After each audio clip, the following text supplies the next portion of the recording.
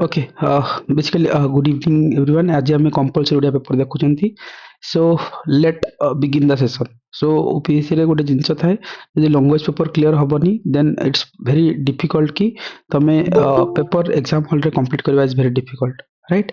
सो try कर live session जो मैंने कहीं जो जेहेतु सिलेबस सारिबार थिला 100 आवर सेशन पर मैक्सिमम सेशन ऑफ रिकॉर्डिंग हम सो मे बी जो मैंने मिस करेंगे करने that is the only things कहीं तार बेनिफिट्स कौन मुझे एग्जाम पर मुझे बिल करी एवं कहूँ चाहूनी. So let's begin the session.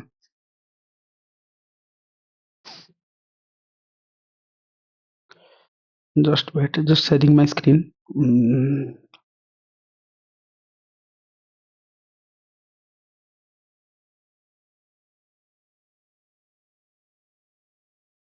नमस्कार स्निग्धा. जो मैंने आंसर लिखुले राइट से गोटे भल अपरचुनिटी थिला बट जो मैंने लिखी ना वारिड हूँ आर वर्ष को आउे कंटिन्यूटी करेंगे. देन एत गुड़ा भैकेंसीज बाहरी एगेन मेन को सजगा चक्कर प्रिलिम जिते खराब हो एगेन असुविधा राइट. सो जहाँ रही जाए ठीक रही जाए अल्प दिन भितर रापअप करवा निहाती दरकार एंड जो मैंने मेन्स एपियर कर सेशन कंटिन्यूटी रहिबो till the last day of your exams. So no need to worry on that. So बाकी जो मैंने नेक्स्ट ईयर को एपियर करेंगे ऑप्शनल्स को टिके रैपअप करके एंड अप कर लियो. बाकी जीएस वगैरह से गैप रे भी तुम्हें कवर करने चेष्टा ही करबा किसी ऑप्शन ही नहीं था पर. सो sharing my screen I don't know what a minute.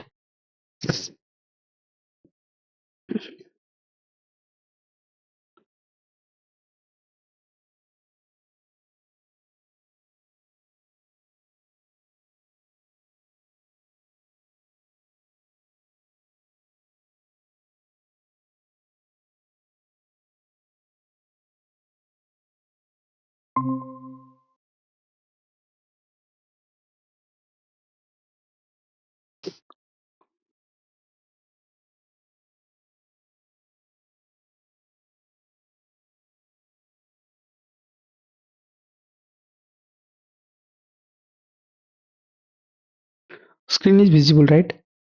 कहीं कंफर्म करना. Yes, sir. Okay. So guys, just a minute.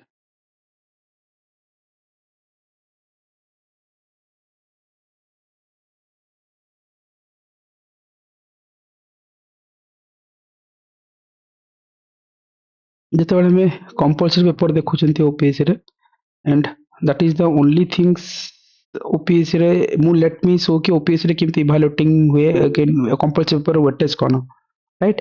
For that perspectives it is need to understand कि को टाइप रे क्वेश्चन हैंडल करबा राइट. ऑल्दो ए पेपर काहे की important you can ask I know नेक निहारिका एमन को भी although they are very good in compulsory paper से मन को गोटे ओडिया पेपर ही से मन को पाखा पाखी दिया हेतला 35 मार्क किसी रीजन नहीं ता पर वर्ष आसी 140 150 इनती मार्क आसी राइट निहारिका.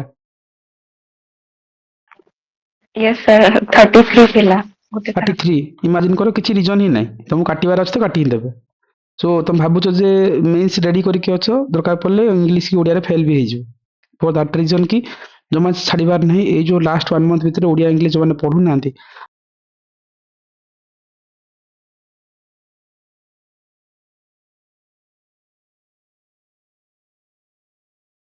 इश्यूज वॉइस रे इश्यू होला कि जस्ट ए मिनिट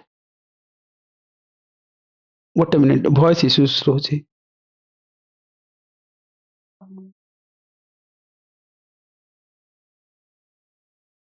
गोटे मिनिट गाइस वॉइस इश्यूज अछि मैं सॉर्ट आउट करछि.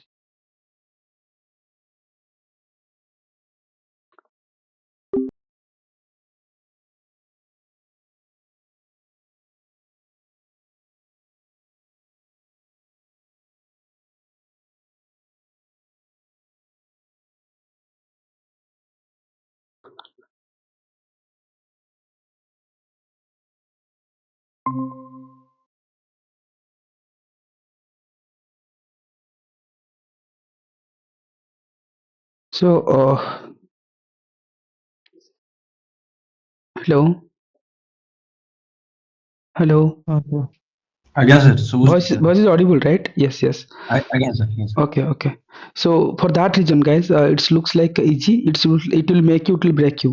So ଏଟାକୁ କେବେ lightly ନେବନି। I know କି ଆୟୁଷୀ ମ୍ୟାମ୍ ଦେବବ୍ରତ ସାର୍ ଏମାନେ ବି they have the every day 1 hour ସେମାନେ ଓଡ଼ିଆ ଇଂଲିଶକୁ ଟାଇମ୍ ଦିଅନ୍ତି। ଆଗରୁ ବହୁତ ଏଲିମିନେଟ୍ କରୁଥିଲେ, ଦରକାର ପଡ଼ିଲେ ସେମାନେ କିଛି ବି କରିଦେଇ ପାରନ୍ତି। So it must not ruin you.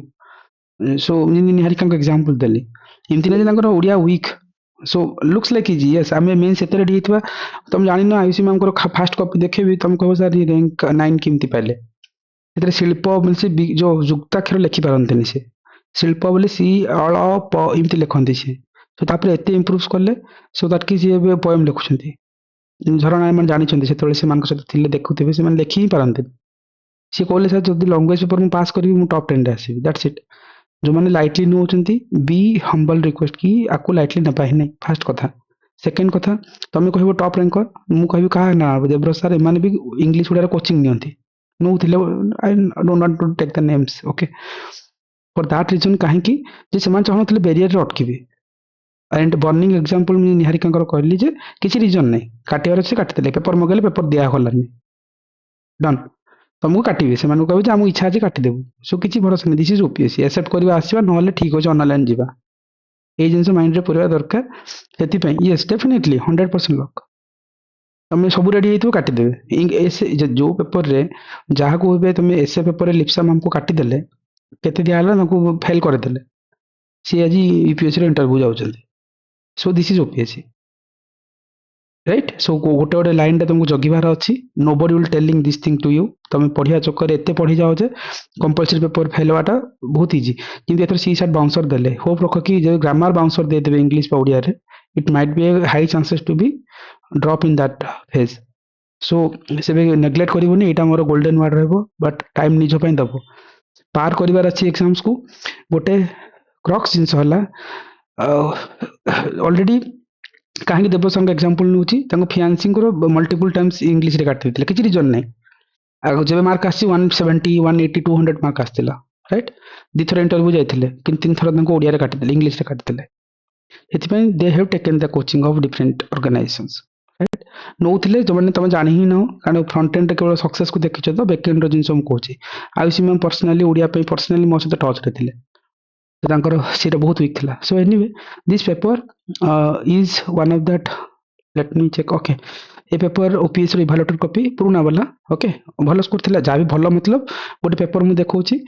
A paper ଏଇଥିପାଇଁ ପାସ୍ ମାର୍କ ଦେଖଉଛି, କାହିଁକି ଏ ପେପର ହେଲା ଯେ ରିସେଣ୍ଟଲି ସିଏ ଅଛନ୍ତି ଆଇଏଏସ୍ ପାଇଛନ୍ତି, ମତଲବ ଓଡ଼ିଶା କ୍ୟାଡେଟର ଆଇଏଏସ୍ ଅଛନ୍ତି। ଆଇଏଏସ୍ ବୋଲେ मतलब पूरा कलेक्टर वाला नुह, मे बी जहाँ भी जो डिपार्टमेंट रे मतलब ओडिशा क्राक कॉपी ना नेबिनी। सो जहाँ भी हो सी ओसीएस भी पाइथिले, ओसीएस रे टॉप 10 रे टॉप 20 रे थिले, किंतु से जेबे ओडिया रे कटिथिले गोटे वर्ष ता पर वर्ष पाइथिले तांको कॉपी एटा। जो वर्ष ओडिया रे पाइथिले तुम कोठी पार हबो, केमती पार हबो, सेति सेशन थिला। एनी सेशन रे यदि गोटे कथा कहबी, तांकर हैंड राइटिंग ठीक अछि, एते गोटे इंग्लिश मीडियम जाकर कोन हुए लेखिबा गोटे इश्यूज होय जाय। ओडिया जो ग्रामर पढ़ुची, ए घर माउसी से घर पिउसी, राइट। जदि एमती देछि ताको तार अर्थ लिखिबा दरकार, अर्थ बोली मीनिंग करबो, ताको देबो, राइट। एपट कथा सेपटे कहबा, राइट। किछि गोटे मीनिंग तुम एमती पढुथबो रूढी पगी वगैरह, एन ताको गोटे छोट वाक्य लिखिबो। से गोटे क्वेश्चन 3 मार्क थाए, जे तीनटा जिंस मेंशन करछो 1 2 3, तुम 3 मार्क पाइबो। स्पेलिंग मिस्टेक करबोनी, स्पेलिंग मिस्टेक करले प्रॉब्लम हे जाए, right. That is the only thing. Second हला जे डेंगा मुंडरे ठेंगा, देखो अर्थ लिखि नांती, अर्थ भूली गले, अर्थ ल लिखले मार्क मिलिबोनी, राइट। सेति पई ऑल्दो से 3 देइछन्ती, देउ नांती गोटा जगह। देखो एडी तो राउंड किन पकेछि, ओपीसी राउंड पकेछि, स्माश तो इंदी को जहां भी लिखछन्ती से में भी पढिबा स्पेलिंग मिस्टेक हे जाए। जो माने इंग्लिश मीडियम पिलांकर बहुत हे जाए, जार टिके प्रैक्टिस न थाए। ओडिया मीडियम पिलांकर कोन हुए, इंग्लिश रो स्पेलिंग मिस्टेक हुए। I will tell you English separate session रे, ऐसे मैंने गार पकाती एमती राउंड पकाती ओपीएससी, राइट। जमी बाजे अंध देश गले दर्पण बिकी बिकी हवा कथा बिका कर, जहाँ भी देख बिकी होता, राइट। अंध देश दर्पण बिकी बिकिबा बिका जहाँ लिखते अर्थ हमको 3 दिखाई, बट से तत्व देखो, तत्व तटा ना मिस्टेक करते, राइट। देन झिमिटी खेल महाभारत अर्थ है जो छोट कथार बड़ समस्या कि कथा हवा, सिंपल लिखिपर। तो ये देख उजुड़ी गला को देख कौन लिखिं, से लिखिले उजड़ी गला, जो हसो मिस्टेक आसछि, राइट। ये सब जिन जार प्राक्ट नहीं, ये जिन हुए। ଅଲଦୋ ଇଂଲିଶ ଷ୍ଟ୍ରଙ୍ଗ ଓଡ଼ିଆ ମିଡ଼ିୟମ୍ ପିଲାଙ୍କୁ ଟିକେ ମେ ବି ଟିକେ ଅକ୍ୱାର୍ଡ ଲାଗୁଥିବ ଯେ ସାର୍ ଏମିତି କି ମିଷ୍ଟେକ୍ ହେଉଛି। ଅଲଦୋ ତମେ ଇଂଲିଶ ଲେଖିବ ଓଡ଼ିଆ ମିଡ଼ିୟମ୍ ପିଲା, ସେତେବେଳେ ବି ଦେଖିବ ତମର ଇଂଲିଶରେ ବି ମିଷ୍ଟେକ୍ ହେଉଥିବ, ରାଇଟ୍? ସ୍ପେଲିଂ ମିଷ୍ଟେକ୍ ହୁଏ, ଆଉ ସ୍ପେଲିଂ ମିଷ୍ଟେକ୍ଟା ଏମିତି ରାଉଣ୍ଡ ପଡ଼େ ଏକ୍ଜାମ୍ ହଲ୍ରେ। ଏକ୍ଜାମ୍ ହଲ୍ ସେଇଠି ତମକୁ ଏଇ ଯେଉଁ 3 ଜାଗାରେ ଜିରୋ ଦିଅନ୍ତି। ଜିରୋ କେମିତି ଦିଆଯାଏ? I will let you know, I will tell you.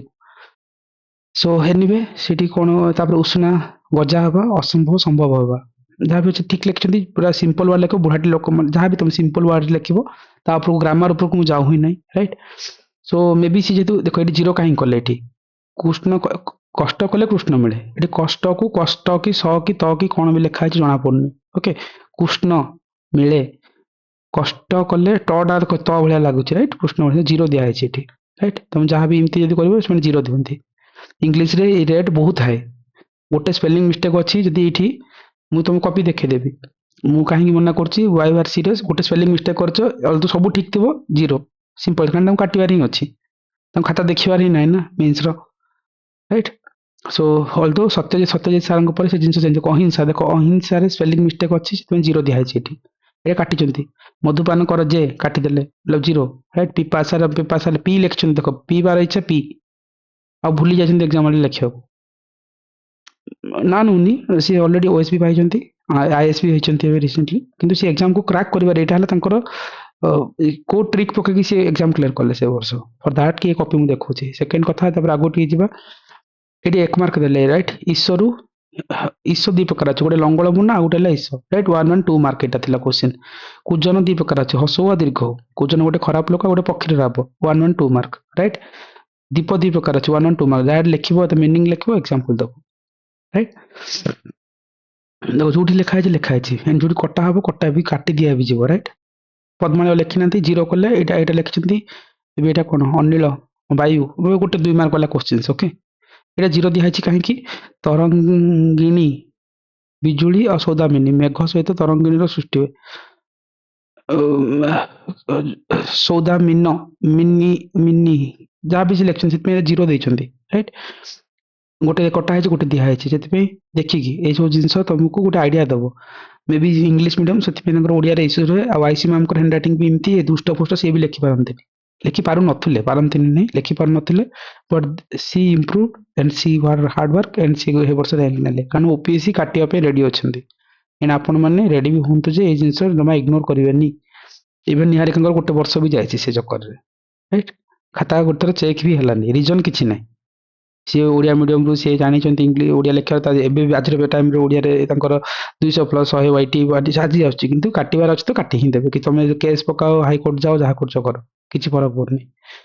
Show ସେମିତି ଏସବୁ ଜିନିଷ ଉପରେ ପରେ ଦେଖିବା। କିନ୍ତୁ ଗୋଟେ ବ୍ୟୁଟିଫୁଲ୍ ଥିଙ୍ଗସ୍ ଥିଲା, ଏତେ ସବୁ କଟାକଟି ଭିତରେ ସେ କ'ଣ କରିଥିଲେ, ଯେ ପେପର ଯଦି କ୍ଲିୟର କରିବାର ଅଛି, ତମକୁ ଗୋଟେ ଜିନିଷ ବଞ୍ଚେଇବ, କୋଉଟା ନା ଦ ଓନ୍ଲି ଥିଙ୍ଗସ୍ ହେଲା ଯେ ତମର, ଲେଟ୍ ମି ଶୋ ୟୁ, ଗୋଟେ ଓନ୍ଲି ଥିଙ୍ଗସ୍ ତମକୁ ବଞ୍ଚେଇବ କ'ଣ? ଏସେ। ଏସେ କାହିଁକି ବଞ୍ଚେଇବ? ଏସେ ହେଲା ଯେତେବେଳେ 100 ମାର୍କ ପଡୁଥିଲା, ଆଜିର ଟାଇମ୍ରେ କେତେ ମାର୍କ ପଡୁଛି ଏସେ? ଆଜି ବି 100 ମାର୍କ ତ? ଏସେ କେତେ ମାର୍କ ପଡୁଛି? 80 ମାର୍କସ୍। 80 ଆଗେ 100 ମାର୍କସ୍ ଥିଲା, ଠିକ୍ ଅଛି? ତାଙ୍କୁ 55 ମାର୍କ ମିଳିଲା ଏସେରେ। ସେ 55, କାରଣ ଆଗେ 103 କଟଅଫ୍ ରହୁଥିଲା, 105 କଟଅଫ୍ ଥିଲା। ସୋ ଏଥିରେ 50% ସ୍କୋର କରିବାର ଅଛି, କାରଣ ଗ୍ରାମାରରେ ଗୋଟେ ୱାର୍ଡ ଭୁଲ ହେଲେ ଏକ୍ଜାମ୍ ଭୁଲ କରୁଛି, ରାଇଟ୍? ଫର୍ ଦ୍ୟାଟ୍ ପର୍ସପେକ୍ଟିଭ୍ ତମେ ଯଦି ସେଫ୍ ଜୋନ୍ ଖେଳିବାର ଅଛି, ଏସେ ଭଲ କରିବ। ସେଇଥିପାଇଁ ମୁଁ ଇନସିଷ୍ଟ କରୁଥିଲି ଯେ ଇଂଲିଶ ଆଉ ଓଡ଼ିଆ ଏସେ ଲେଖ, ଏଇଥିପାଇଁ ସୋ ଦ୍ୟାଟ୍ କି ତମେ କେବଳ ଏସେକୁ 250 ମାର୍କ ଭାବୁଛ ତ, ମୁଁ କହିବି ଯେ ଏସେ 250 ମାର୍କ ନୁହଁ, କେବେ ବି ନୁହଁ। ଏଇଟା ଯିଏ ମାଇଣ୍ଡରେ ପୁରଉଛନ୍ତି, ଦ୍ୟାଟ୍ ଇଜ୍ ରଙ୍ଗ। ଏସେ କେବେ ବି 250 ନାହିଁ। ଏସେ ଇଜ୍ ଅଲ୍ ଆବାଉଟ୍ କେତେ? 450 ମାର୍କ। କେମିତି? ହଁ, ସରି, ହଁ, मतलब 450 ତ ନାହିଁ, मतलब 250 ତ ନର୍ମାଲ କମ୍ପଲସରି ଏସେ ଦୁଇଟା ଏସେ ଲେଖିବ ଯାହା। ଆଉ ଦୁଇଟା କ'ଣ, ଓଡ଼ିଆ ଏସେ ଗୋଟେ ଲେଖିବ 80 ମାର୍କର, ଆଉ ଗୋଟେ ଲେଖିବ, ଆଉ ଗୋଟେ ଇଂଲିଶ ଏସେ ଲେଖିବ 80 ମାର୍କର। ଏଇଠି ମିଶାଅ 160, ସୋ 160, मतलब ପାଖାପାଖି କେତେ ରହିଲାନି? 250, 50 ହେଲେ 300, 410 ମାର୍କର ତମର ଏସେ ରହୁଛି। ଏସେ ଇଜ୍ ଅଲ୍ ଆବାଉଟ୍ 410 ମାର୍କ, ଯାହାକୁ ତମେ ଇଗ୍ନୋର କରିକି ଯାଉଛ, ଏକ୍ଜାମ୍ ହଲ୍ରେ କରିବି ଭାବୁଛ, ରାଇଟ୍? ଓନ୍ଲି ଏସେ ତମକୁ ପୁରା ଏଣ୍ଟାୟାର ସିଷ୍ଟମ ଭିତରେ ଏଣ୍ଟ୍ରି କରାଇବ, ଏଣ୍ଟ୍ରି ବିଗାଡ଼ି ଦେବ, ସିଷ୍ଟମକୁ ଭାଙ୍ଗି ଦେବ। ମୁଁ ଯେତିକି ଏସେ ଇଂଲିଶରେ ଦେଇଛି, ସେ ଜିନିଷ ଯଦି ଲେଖିଥିବ ଇଂଲିଶରେ, ଓଡ଼ିଆରେ ଲେଖି ବି ପାରିବ, ପଏଣ୍ଟ ତ ଆସିବ। ସୋ ଦ୍ୟାଟ୍ କି ବୁମେରାଙ୍ଗ ନ ହେଇପାରେ, କି କମ୍ପଲସରି ଇଂଲିଶରେ ଯଦି କଟିବାର ଥିବ ନା, ସେ ଏସେ ତମକୁ ବଞ୍ଚେଇ ଦେବ ସେଠି, ରାଇଟ୍? କମ୍ପଲସରି ଏଇ ସବୁ ଏଇଠି 55 ଦିଆହେଇଛି ନା, ଆଗରୁ ଯେତେବେଳେ ଦେବ ସାର୍ ଏମାନଙ୍କ ଟାଇମ୍ରେ ସେମାନଙ୍କୁ ଏଇଟାକୁ କେତେ 10 ମାର୍କ ଦେବେ, 5 ପେଜ୍ ଲେଖା 10 ମାର୍କ, କାଟିବାର ତ ଅଛି ତାଙ୍କୁ। ତୁମେ ଏସରେ ଥୋଡ଼ି ନା ତାଙ୍କୁ କହିବ ମୋତେ କାହିଁକି ଦେଲ, ଆନ୍ସର ନଥାଏ। ପାଇଛନ୍ତି ପିଲା? ଆଇ ହାଭ୍ ଏ କପି, ମୁଁ ସୋ ବି କରେଇଦେବି। ସୋ ଏସେ କାହିଁକି ମିଳିଲା? ସେ ଯେତେବେଳେ ଦେଖିଦେଲେ ଗ୍ରାମାର ଭୁଲ ହଉଛି ତାଙ୍କର, ଦେଖ ଏସବୁ ଗାର ପଡିଛି, ଦେଖ ଓପିଏସସି ଗାର ପକେଇଛି, ସ୍ପେଲିଂ ଉପରେ ଗାର ପକେଇ, ଏସରେ କେମିତି ପଢନ୍ତିନି ଭାବୁଛ? ଏସରେ ଏମିତି ଗାର ପକେଇ ପକେଇ ଚାଲିବ। ଦେଖ ଯୋଗୁ, ବ୍ୟବହାର ଯୋଗୁ ଯାହା ବି କିଛି ମିଷ୍ଟେକ୍ କରିଛନ୍ତି, ଓକେ, ସେ ଯାହା ବି କରିଛନ୍ତି ଓପିଏସସି ଗାର ପକେଇ ପକେଇ ଚାଲେ। ତ ଶାରୀରିକ ସ୍ପେଲିଂ ମିଷ୍ଟେକ୍ ଦେଖୁଛ ନା, ଇଂଲିଶରେ ବି ସେମ୍ ଜିନିଷ ହୁଏ। ଶାରୀରିକ ଓପିଏସସି ଗାର ପକେଇଛି, ରାଇଟ୍? ଏସରେ ଏଇସବୁ ଜିନିଷ ଦେଖନ୍ତି, ସେଥିପାଇଁ ସ୍ପେଲିଂ ମିଷ୍ଟେକ୍ ଉପରେ ଶାରୀରିକ, ଦେଖ ଶାରୀରିକ ଏମିତି ହେବା କଥା, ଫାଷ୍ଟଟା ଦୀର୍ଘ ତାପରଟା ହସେଇ, କିନ୍ତୁ ଏଠି ହସେଇ ଦୀର୍ଘ ଗାର ପଡିଛି, ଓପିଏସସି ପକେଇଛି, ରାଇଟ୍? ଆମେ, ରାଇଟ୍? ଛେ ଦେଉଛେ, ଦେଉଛି ହେଇଯାଇଛି, ରାଇଟ୍? ଯୋଉ ଯୋଉ ଛୋଟ ଛୋଟ ଜିନିଷ ନା ଓପିଏସସି ଗାର ପକେଇ ମାର୍କ ଦିଏ। ଓରିଜିନାଲ ଏସେ କପି ମୁଁ ଦେଖି, ପଦକ୍ଷେପ, ପଦପେଖ ହେଇଯାଇଛି ଏଠି। ସାର୍ ହଁ ସାର୍ ଏଥିରେ ଇଏ ଅଛି କି ସ୍ପେଲିଂ ତ ମିଷ୍ଟେକ୍ ଆପଣ ସେଟା ଯୋଉ ଦେଖଉଛନ୍ତି, ହୁଁ, ପ୍ଲସ୍ ଯୋଉ ମୁଦ୍ରଣେଶ ଦନ୍ତେଶ ତାଲବେଶ ପୁରା ପୁରା କୋଉଟା କୋଉଟା ପୁରା ଲାଗିଥିବ ଏଭ୍ରିଥିଙ୍ଗ ଏଭ୍ରିଥିଙ୍ଗ ସେମିତି କିଛି ପ୍ରୋବ୍ଲେମ୍ ଅଛି କି? 100% ଅଛି। ଆଚ୍ଛା ଆଚ୍ଛା ଠିକ ଅଛି, ହଉ। ଯାହା ଲେଖିବ ଭୁଲ, ତମକୁ ତାଙ୍କୁ ଭୁଲ କାଢିବା ପାଇଁ ରେଡି ଅଛନ୍ତି ନା, ତମେ କାହିଁକି ଭୁଲ କରିବ କି? ଓକେ, ସେ ସ୍ପେଲିଂ ମିଷ୍ଟେକ୍ ହଉ, ସେ ମୁଦ୍ରାଂଶ ତାଲବେଶ ହଉ, ସେଇଟା ତ ଭୁଲ, ତ ଠିକ ନାହିଁ ନା। ଯାହା ପକେଇବେ ଗାର ପକେଇବେ, କିନ୍ତୁ ସିଏ ସିମ୍ପଲ ଏସେ ଲେଖିଛନ୍ତି, ଯେହେତୁ ଇଂଲିଶ ମିଡ଼ିୟମ, ଟିକେ ମେ ବି ତାଙ୍କର ଯାହା ବି ନଲେଜ ଅଛି ଯେମିତିରେ ସେ ଲେଖିଛନ୍ତି। ବହୁତ ମହାପୁରୁଷ ମାନେ କୁହନ୍ତି ସ୍ୱାସ୍ଥ୍ୟ ହିଁ ସମ୍ପଦ, ଭଲ ସ୍ୱାସ୍ଥ୍ୟ ଥିଲେ ମନୁଷ୍ୟ ଜୀବନକୁ ରକ୍ଷା କରେ। ମନୁଷ୍ୟ ଜାତିର କର୍ତ୍ତବ୍ୟ ହେଲା କି ସେ ନିଜର ସ୍ୱାସ୍ଥ୍ୟ ସହିତ ଜୀବଜଗତ, ପଶୁ ଆଉ ଗଛ ବନ ମାନଙ୍କର ସ୍ୱାସ୍ଥ୍ୟ ଉପରେ ଧ୍ୟାନ ଦଉ। ସିମ୍ପଲ ୱାର୍ଡ, ସେଥିପାଇଁ ଏସେ ୱାରିଡ୍ ହବନି ଯଦି ସିମ୍ପଲ ଲେଖିକି ସେ 55 ପାଉଛନ୍ତି, କାହିଁକି? କିଛି ନା କିଛି ଜାଗାରେ ତାଙ୍କୁ କମ୍ପ୍ରୋମାଇଜ, ଦେଖ ଖରାପ ହେବା ଯୋଗୁ ସମସ୍ୟା, ନର୍ମାଲ ଜିନିଷ ଛୋଟ ମୋଟ ଲେଖନ୍ତି, କିନ୍ତୁ ତାଙ୍କୁ ଯେହେତୁ 4 ପେଜ 5 ପେଜ ଲେଖା ହେଇଛି, 10 ମାର୍କ ଦିଆହେଇଛି। ସେଥିପାଇଁ ଆଜିର ଟାଇମରେ ଓପିଏସସି କେତେ 80 ମାର୍କର ଏସେ ରଖୁଛି, ରାଇଟ୍? ଏବେ ମେ ବି ଯୋଉ ନୂଆ ପେପର ଦେଇଥିଲ 23 ମସିହାରେ, ସେଥିରେ ପାଖାପାଖି ଏସେ ପେପରକୁ ସେମାନେ ସ୍ପେସ୍ ଦେଇ ଦଉଛନ୍ତି already, right? Almost space design ହେଇଛି, କେତେ 4 ପେଜ ଖଣ୍ଡେ ସ୍ପେସ୍ ଅଛି, କରେକ୍ଟ? ନା ନା 1 2 କେତେ ଥିଲା ଏ ବର୍ଷ, ସ୍ପେସ୍ ଯୋଉ ଦେଇଛନ୍ତି କେତେ ଦେଇଛନ୍ତି ଏସେ ପାଇଁ, ବିଗିନିଂରେ ଯୋଉ ଏସେ ପଡେ 100 5 ପେଜେସ୍ 7 ଦେଇଛନ୍ତି। to 10 pages. ହଁ ହଁ 10 ନା ନା ପେଜେସ୍, sir, 10 pages. 10 ପେଜେସ୍, ହଁ। ସୋ 10 ପେଜେସ୍ ଫିଲ୍ଅପ୍ କରିବ। ତମେ କହୁଛ 3 ପେଜ ଲେଖିବି, नो, ରିସ୍କ ହବ, ତମ ଉପରେ ରହିଲା। ସେମାନେ ରେଡି ଅଛନ୍ତି ନା ଏଇଟାକୁ 10 ମାର୍କ କରିବା ପାଇଁ, ସୋ ତମକୁ ସ୍ପେସ୍ ଫିଲ୍ଅପ୍ କରିବାର ଅଛି। ତ ଯେମିତି ଲେଖୁଛ ଲେଖ, ଏଇଠି ସେତେବେଳକୁ ଆଗରୁ ସ୍ପେସ୍ ନଥିଲା ତ 5 ପେଜ ଲେଖୁଥିଲେ, କିନ୍ତୁ ସେମାନେ କାହିଁକି, ମୁଁ ଏସେ କହୁଛି ଓପିଏସସିର ଯଦି କୋଶ୍ଚିନ୍ସକୁ ଆନାଲିସିସ୍ କରିବା, let me show you the questions, ଯୋଉଠି କି ଏସେ କୋଶ୍ଚିନ୍ ଯଦି ଆମେ 2023ରେ ଦେଖିବା, ଏଣ୍ଡ ସେଠି ସେମାନେ ସିଓରଲି ମେନସନ୍ କରିଛନ୍ତି ଯେ, ସରି 21 23ରେ ଦେଖିବା, ଏଟା 23ର ବୋଧେ, 23ର ସେଇଠି ଅଲରେଡି ମେନସନ୍ ହେଇଛି 800ରୁ 1000 ଶବ୍ଦ ମଧ୍ୟରେ। ଏଇ 1000 ଶବ୍ଦ ମତଲବ ପର ପେଜେସରେ ତମର 100ଟା ଶବ୍ଦ ରହିବ, 10 ପେଜ ଲେଖିଲେ 1000 ଶବ୍ଦ। ଯଦି ତମେ ଦେଖ 5 ପେଜ ଲେଖିଛ, ଏଇଟା 80ର ବୋଲେ କେତେ ପେଜ ପାଇବ? ଭାବ ଏଇଟା 100 ମାର୍କ ଅଛି, 50 ମାର୍କ ପାଇବ। 10 ପେଜ ଲେଖିଲେ 100 ମାର୍କ, ଏମିତି କାଉଣ୍ଟ ହୁଏ। ପର ପେଜରେ ସେମାନେ 10 ମାର୍କ ଲେଖେ ରଖିଥିବେ, 2 ମାର୍କ, 5 ମାର୍କ, 7 ମାର୍କ କହିକି ତମକୁ ଏଣ୍ଟାର ଏସେରେ ଏଇ 80ରୁ ଦରକାର ପଡ଼ିଲେ 30 ଦେବେ, 20 ଦେବେ, 15 ଦେବେ, 40 ଦେବେ, 70 ବି ଦେବେ। Show this is your major criteria. ସେ ମେନସନ୍ କରିଛନ୍ତି, ତମେ ଯଦି ଶବ୍ଦରେ କମ୍ପ୍ରୋମାଇଜ କରିବ ଫସିଯିବ। ଗୋଟେ ପେଜରେ 100 ଶବ୍ଦ ରହିବ, 10 ପେଜରେ। ସେଥିପାଇଁ ଏସେକୁ ଏ 250 ମାର୍କରୁ 80 ମାର୍କ ମତଲବ ପାଖାପାଖି 1/3 ମାର୍କ ଏସେ ଉପରେ ଯାଉଛି। ଇମାଜିନ୍ କର, ମତଲବ ଗୋଟେ 1 ଆୱାର ଏସେ ଲେଖିବା କଥା ଏକ୍ସାମ ହଲରେ, ବାକି 2 ଘଣ୍ଟାରେ ବାକି କାମ କରିବ। ସୋ ଏଇଥିପାଇଁ ଲେଖିବ କାରଣ ତମକୁ ସେଭ୍ କରିବ। ଏସବୁ ଗ୍ରାମାର ଯାହାର ଷ୍ଟ୍ରଙ୍ଗ ଅଛି ଅଛି, ଗ୍ରାମାର ଷ୍ଟ୍ରଙ୍ଗ ଲେଖିକି ତ ନିହାରିକାଙ୍କୁ ଫେଲ୍ କରିଦେଇଥିଲେ, କିଛି ରିଜନ ନାହିଁ ନା। ତମକୁ ଗୋଟେ ଜିନିଷ ବଞ୍ଚେଇ ଦେବ ଏଠି, ତାଙ୍କୁ ବି ସେ ଗୋଟେ ବର୍ଷ ଯଦି ବଞ୍ଚେଇବାର ଥିଲା, ଏ ପେପର ହିଁ ବଞ୍ଚେଇଥିଲା। 55 ମାର୍କ ଯୋଗୁଁ ବଞ୍ଚିଲେ, ନହେଲେ ସେ ଅଟକି ଯାଇଥାନ୍ତେ।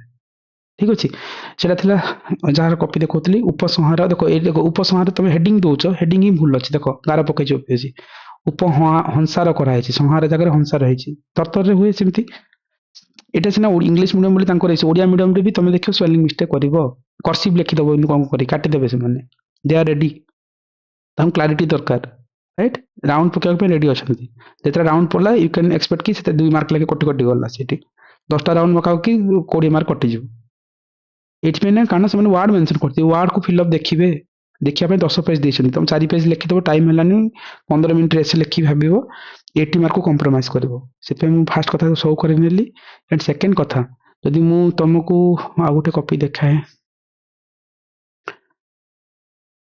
କାର ହଁ ଏଟା ଏଟା ବୋଧେ ଜ୍ୟୋତି ସାରଙ୍କର କପି ଓକେ ସୋ ଜ୍ୟୋତି ସାରଙ୍କ କପି ଏଟା ଭଲ ସ୍କୋର ତାଙ୍କର ଓଡ଼ିଆ ମିଡିୟମ ଭଲ ସ୍କୋର ଆସି ଭଲ 167 149 ଆସିଛି ଚିଫ ଏକ୍ସାମିନର ଆଉଥରେ ଚେକ୍ କରିଛନ୍ତି କାଟିଛନ୍ତି 166 ଏଟା କୋଉ କପି କି ଓଡ଼ିଆ ଓଡ଼ିଆ କମ୍ପଲସରି ଓକେ 166 ଥିଲା ତାକୁ କାଟିକି 149 କଲେ ଯଦି ଚିଫ ଏକ୍ସାମିନର ଚେକ୍ କରନ୍ତି ଆଉଥରେ right so for this perspective ତମେ ମାଇଣ୍ଡରେ ମନେ ରଖିବା ଦରକାର ଯେ essay is important right Odia medium କହିତେ ତାଙ୍କର ତ ନିଜେ ଷ୍ଟ୍ରଙ୍ଗ ଅଛି ଓଡ଼ିଆରେ କିନ୍ତୁ ଯେହେତୁ ପ୍ରାକ୍ଟିସ ନଥାଏ ଇଂଲିଶ ରାଇଟିଂ ଭିତରେ ଆମେ ଟିକେ ନେଗ୍ଲେକ୍ଟ କରିଦେଉ ସୋ ତାଙ୍କୁ 2 ମାର୍କ ମିଳିଯିବ କାରଣ ତାଙ୍କର ସ୍ପେଲିଂ ମିଷ୍ଟେକ୍ ପାଇବନି କୋଉଠି ବି ରାଇଟ୍ ଏଇଟା ବୋଧେ ଜିରୋ କରିଛନ୍ତି କାରଣ ମିନିଂ ଖରାପ ଥିବ ରାଇଟ୍ ସୋ ଏ ଦେଖ ଜିଜ୍ଞାସା ସ୍ପେଲିଂ ମିଷ୍ଟେକ୍ 0 ମାର୍କ ଡାଇରେକ୍ଟଲି ଭାବିବେନି ସେଠି କିଛି କିନ୍ତୁ ଏମିତି ଲେଖିବନି ଡାଇରେକ୍ଟଲି ଆନ୍ସର ଲେଖୁଛନ୍ତି ଆନ୍ସର ଲେଖିବନି ରାଇଟ୍ ତାଙ୍କ ଟାଇମରେ ଅଲଗା ଥିଲା ଆଜି ଟାଇମରେ ଅଲଗା ଅଛି ଶାନ୍ତ ଶାନ୍ତ ଦେଖ ସେକେଣ୍ଡଟା ଫାର୍ଷ୍ଟଟା ଲେଖିଛନ୍ତି 2 ପ୍ରକାର ଅଛି ଅଂଶ ଗୋଟେ ଭାଗ ଆଉ ଗୋଟେ ଅଂଶ ହେଲା ସ୍କନ୍ଦ ରାଇଟ୍ 2 ମାର୍କ ମିଳିଲା ସ୍କନ୍ଦ ଏଇଟା କ ହବା କଥା ସ୍କନ୍ଦ ରାଇଟ୍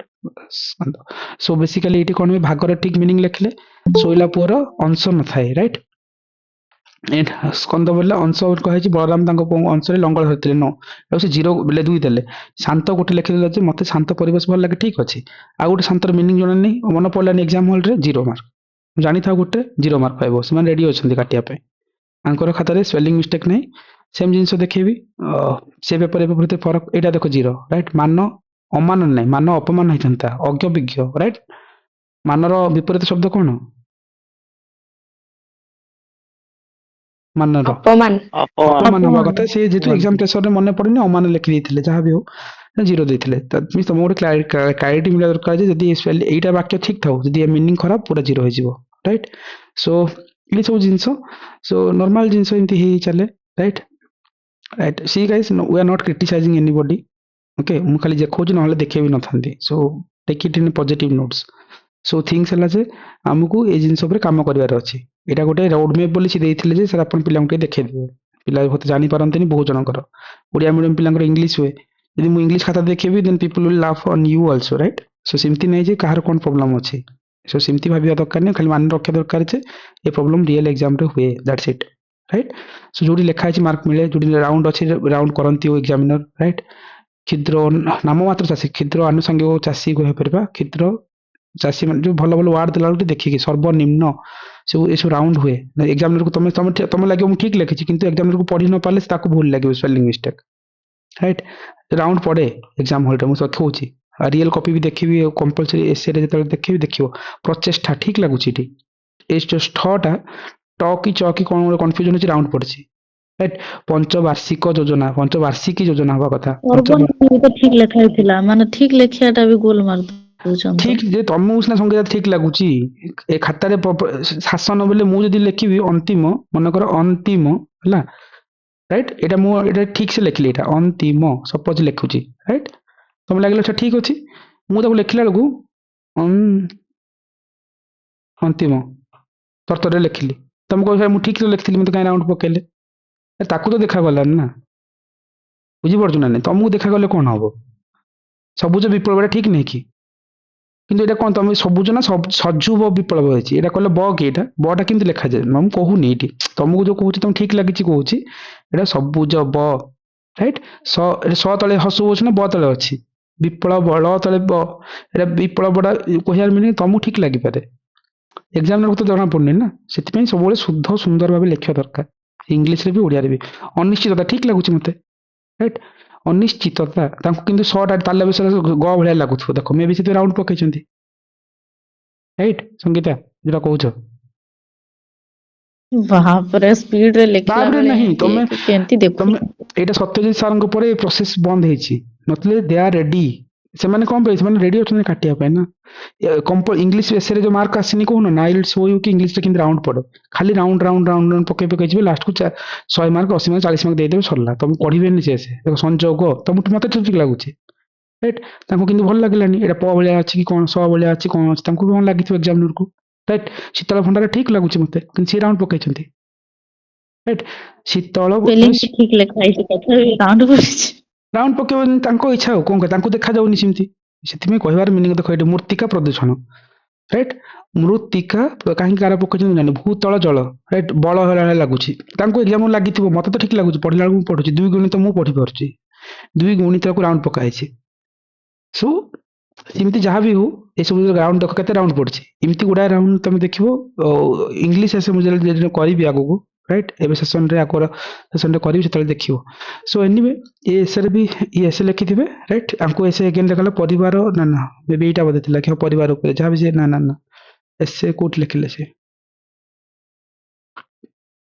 ସବୁ ସ୍କୋର ଭଲ ଆସିଲା ଗ୍ରାମାର ଠିକ ଅଛି ସ୍କୋର ଆସିଗଲା ଆଉ ଠିକ ଅଛି ସେମିତି କିଛି ଇସ୍ୟୁସ୍ ନାହିଁ ପାସ୍ ହବାର ଅଛି ମୁଁ ତମକୁ ଖାଲି ସଜାଇ ଦଉଛି ଯେ ଏସବୁ ଜିନିଷ ତରତରରେ ହୁଏ ପ୍ରାକ୍ଟିସ ନଥିଲେ ୟୁ କ୍ୟାନ୍ ରେଡି କି ମେ ବି ମୋ ପାଇଁ ବାଉନ୍ସର ହେଲେ ମୁଁ ହିଁ ଦାୟୀ ହେବି ରାଇଟ୍ ଏମିତି ନାହିଁ ଯେ କେହି କହିନଥିଲା ଏକ୍ଜାମ ପୂର୍ବରୁ ସେଟା ଫେଲ୍ ନ ହଉ ଏଇଟା ହେଲା ଯେ ଗୋଟେ ଜିନିଷ ଏଇଟା ବୋଧେ ଏସେ ଲେଖିଛନ୍ତି ଓକେ ଅନ୍ନଦାତାର ଦୁରବସ୍ଥା ଦୂରୀକରଣ ଜାତୀୟ କୃଷି ନୀତି ରାଇଟ୍ ସୋ ଏଇଟା ନର୍ମାଲ ଏସେ ଲେଖିଥିଲେ ସେ ମେ ବି ଏସେରେ କେତେ ଦେଇଛନ୍ତି ତାଙ୍କୁ ରାଉଣ୍ଡ ପକେଇଛନ୍ତି ଏସେରେ ରାଉଣ୍ଡ ହିଁ ପକେଇବେ ସେମାନେ ସେଥିପାଇଁ ଯାହାର ଇଂଲିଶ ପୁର ସେଣ୍ଟେନ୍ସ ମେକିଂରେ ପୁର ରହୁଛି ଗ୍ରାମାଟିକାଲ ମିଷ୍ଟେକ୍ କରୁଛ ବା ସେଣ୍ଟେନ୍ସ ମେକ୍ କରିପାରୁନ ତମେ ଇଂଲିଶରେ ଏସେ ମାର୍କ ଆଣିପାରିବ ନାହିଁ ଯାହା ଲେଖୁଛ ଲେଖ ବେଷ୍ଟ ଅଫ ଦ ବେଷ୍ଟ ଏସେ ନେଇକି ଲେଖିଲେ ବି ହବ ଆସିବ ନା କୃଷି କୃଷି କୃଷି ନୀତି ଏଇଟା କେତେ ଦେଇଛନ୍ତି ଏସେ ଦେଖ କେତେ ପେଜ ଲେଖିଛନ୍ତି ଦେଖ 10 ପେଜ ମୁଁ କହୁଥିଲି 50 ମାର୍କ ଦିଆହେଇଛି ଡନ୍ ରାଇଟ୍ ଯେହେତୁ 1000 ମାର୍କ ଥିଲା ପାଖାପାଖି ପର ପେଜରେ 100 ପେଜ କହୁଥିଲେ 12 ନମ୍ବର ପେଜ ଏଇଟା ଚାଲିଛି ମନେକର 1 2 3 4 5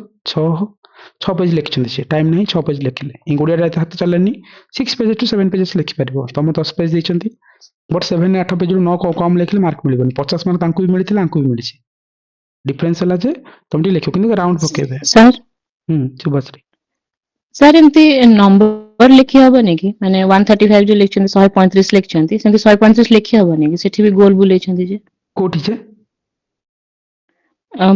କନକ୍ଲୁଜନ କୁ ଆସନ୍ତୁ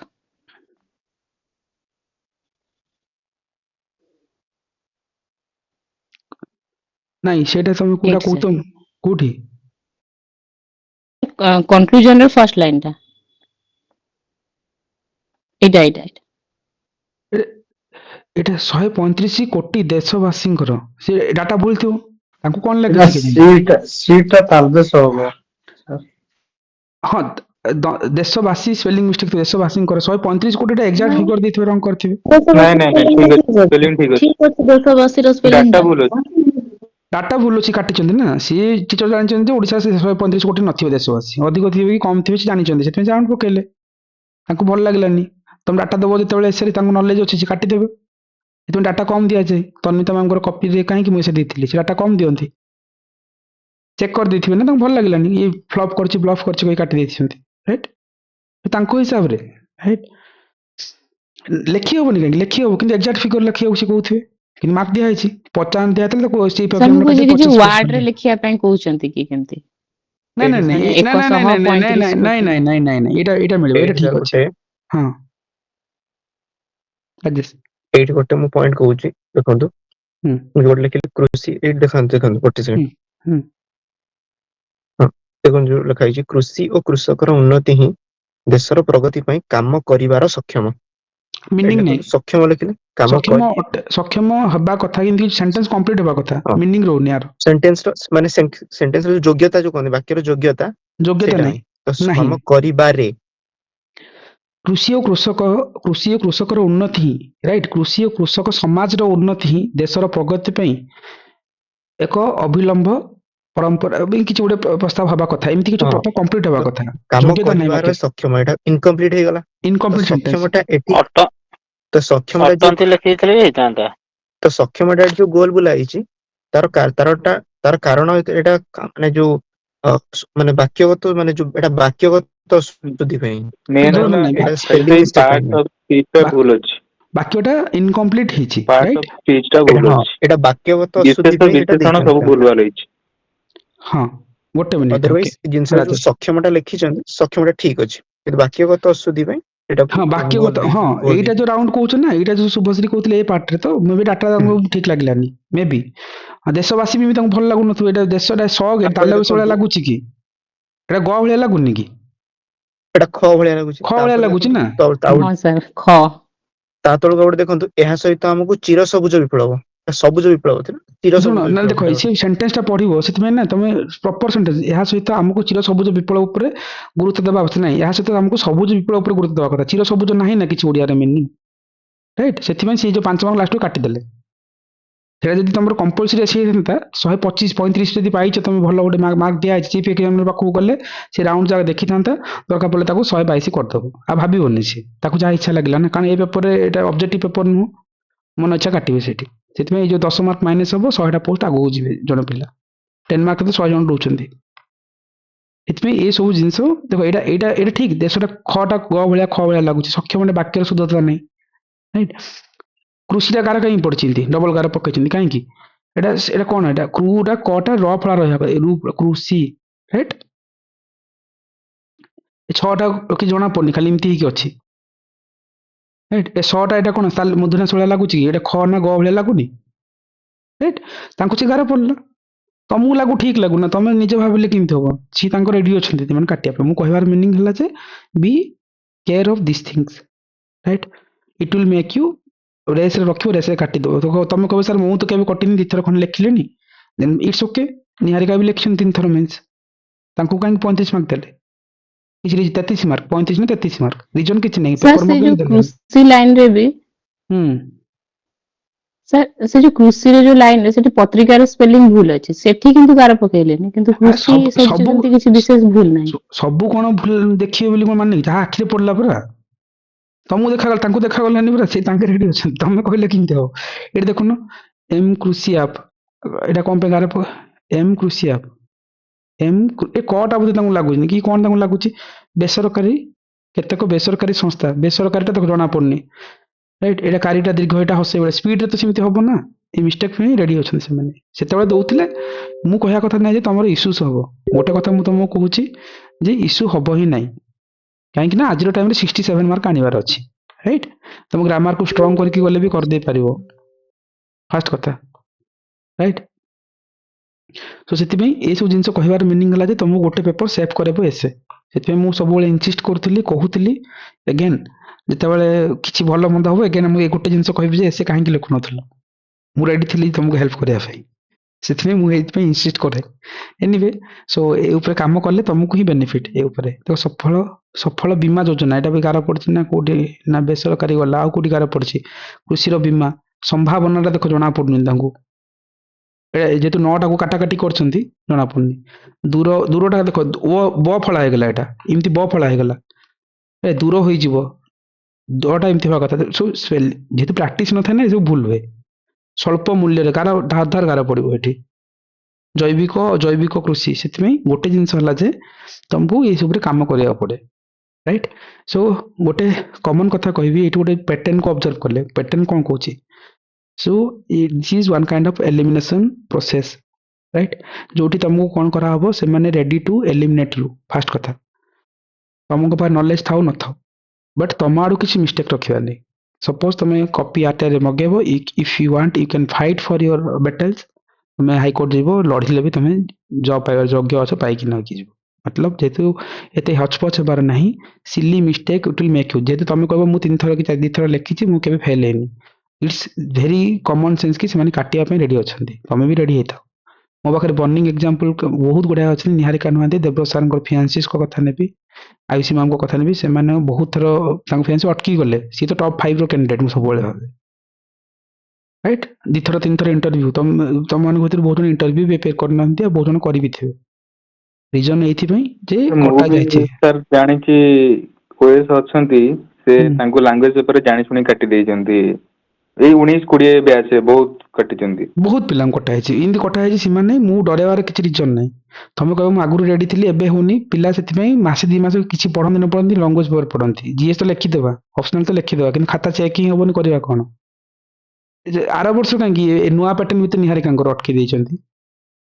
କିଛି ରିଜନ ନାହିଁ କପି ମଗେଇଲେ ବି ନଥିଲା ତା ପର ବର୍ଷ ମାର୍କ ଆସିଛି 170 କିଛି ରିଜନ ନାହିଁ ସେ ସବୁ ଲେଖା ହେଇଥିଲା ସବୁ ସେମିତି କାଟିବାର ଅଛି କାଟିବେ so it's combination of all this things ଯୋଉ ଉପରେ କାମ କରିବାର ଅଛି ତମକୁ କରିବ ଓକେ ସୋ ମତେ ଏତିକି କହିବାର ଏଥିପାଇଁ ରିଜନ ଥିଲା ଗୋଟେ ପେପର ତମକୁ ବଞ୍ଚେଇବ କାରଣ 1000 ୱାର୍ଡସ ଅଛି 10 ପେଜ ଲେଖିବ ଏଇଟା ମାଇଣ୍ଡରେ ଥାଉ 10 ପେଜ ସେତେବେଳେ ଲେଖିବ ଯେତେବେଳେ ହାତ ବୁଲିବ ରାଇଟ୍ ସେଥିରେ 1 ଆୱାର ଖଣ୍ଡେ ଏସେ ଲେଖିବା କଥା କି ତମକୁ ଗୋଟେ ମାର୍କ ମିଳିବ ଏଗେନ୍ ଯଦି ମୁଁ ଏଇଟା ଓଡ଼ିଆରେ ଦେଖଉଛି ଇଂଲିଶରେ ଦେଖିବ ହଁ ସୃଷ୍ଟି ଯୋଉ କଥା କହୁଛନ୍ତି that is also fine hand writing matter କରେ ଏଥିପାଇଁ ଦେଖିବ ଏଇ ସେଣ୍ଟେନ୍ସ ଯେମିତି କାର ବାକ୍ୟର ଶୁଦ୍ଧତା ନାହିଁ ଯୋଉ କଥା କହିଲେ ବହୁ ଜଣଙ୍କର ଏସେ ମୁଁ ପଢିଛି ତାଙ୍କର ସେଣ୍ଟେନ୍ସ ମେକିଂ ଠିକ ନାହିଁ राइट कोटे एडवर्ब मिस होची कोटे प्रिपोजिशंस मिस होची से कॉपी केमती चेक करंती मु तुमको देखै देबी सेतमे तमर जदी कहबो एसआर सर मते मार्क दो नांती तमर सेंटेंस मेकिंग ठीक नै इंग्लिश टीचर ए सब देखि देबे कंटेंट को तो सेकेंडरी पार्ट रे जिबा एटा ए वाक्यर किछि मीनिंग लेस वाक्यर कृषि और कृषक उन्नति देशर प्रगति पे काम करिवार सक्षम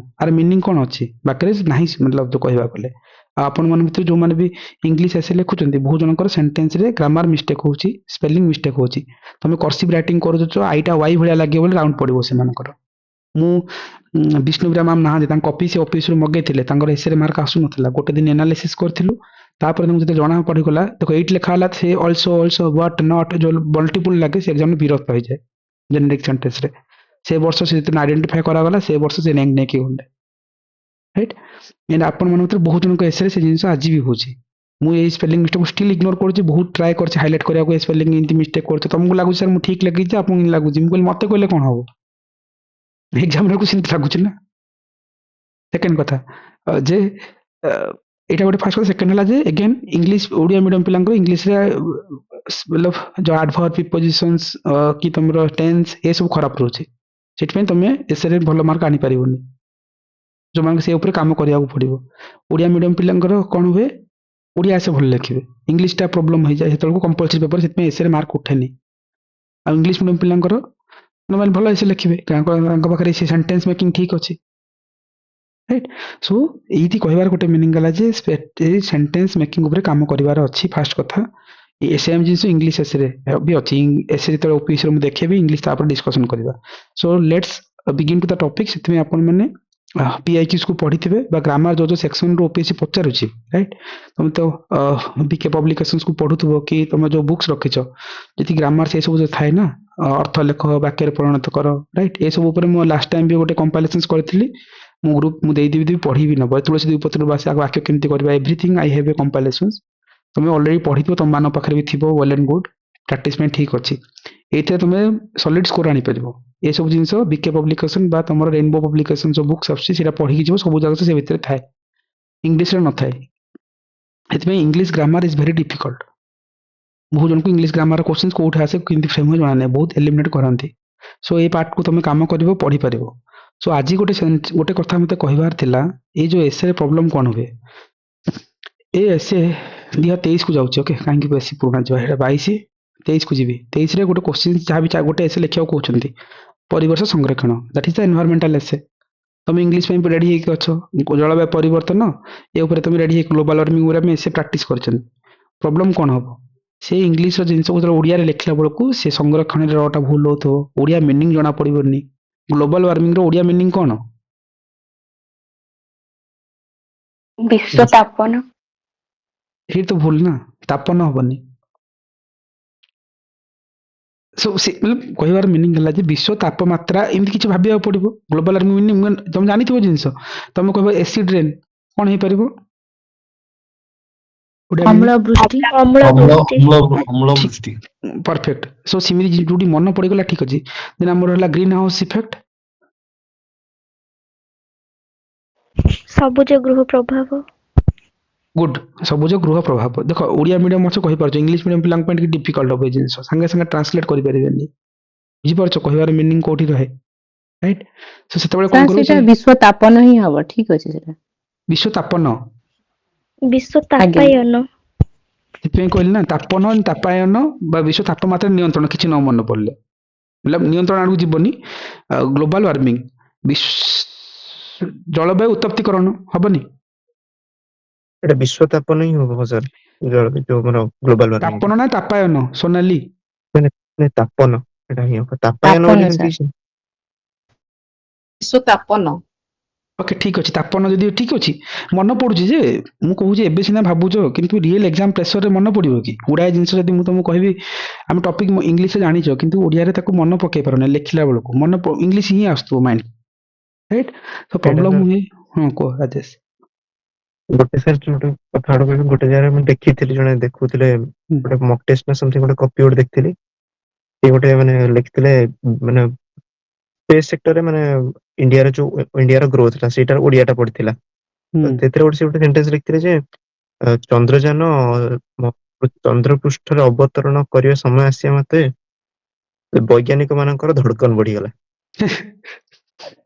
ହୃଦକମ୍ପନକୁ ସେଇଟାକୁ ଧଡ଼କନ ମନେ ପଡିଗଲା କଣ କରିବ? ସେଇଟା ଠିକ କଥା ରାଜେଶ ସାର୍ କହୁଛନ୍ତି। ସେଇଟା ସେ ଧଡ଼କନଟାକୁ ଗୋଲ ବୁଲେଇକିନା ତାକୁ 2-3 ଥର ତ ଥରେ ମାନେ କ୍ରସ୍ କରିଥିଲେ।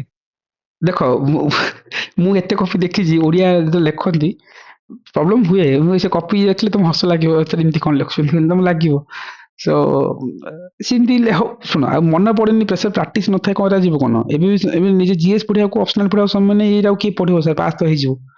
ଆକ୍ଚୁଆଲି ସେ ଏକ୍ସାମ ହଲରେ କିଛି ମନେ ପଡେନି, କିଛି ମନେ ପଡିବନି। ତମକୁ ପ୍ରୋଜେକ୍ଟ ଟାଇଗର ବେଲେ କଣ ଲେଖିବ? ପ୍ରୋଜେକ୍ଟ ଟାଇଗର ବେଲେ ବାଘ ପ୍ରକଳ୍ପ ନା କଣ? ବ୍ୟାଘ୍ର ପ୍ରକଳ୍ପ। ହଁ, ବ୍ୟାଘ୍ର।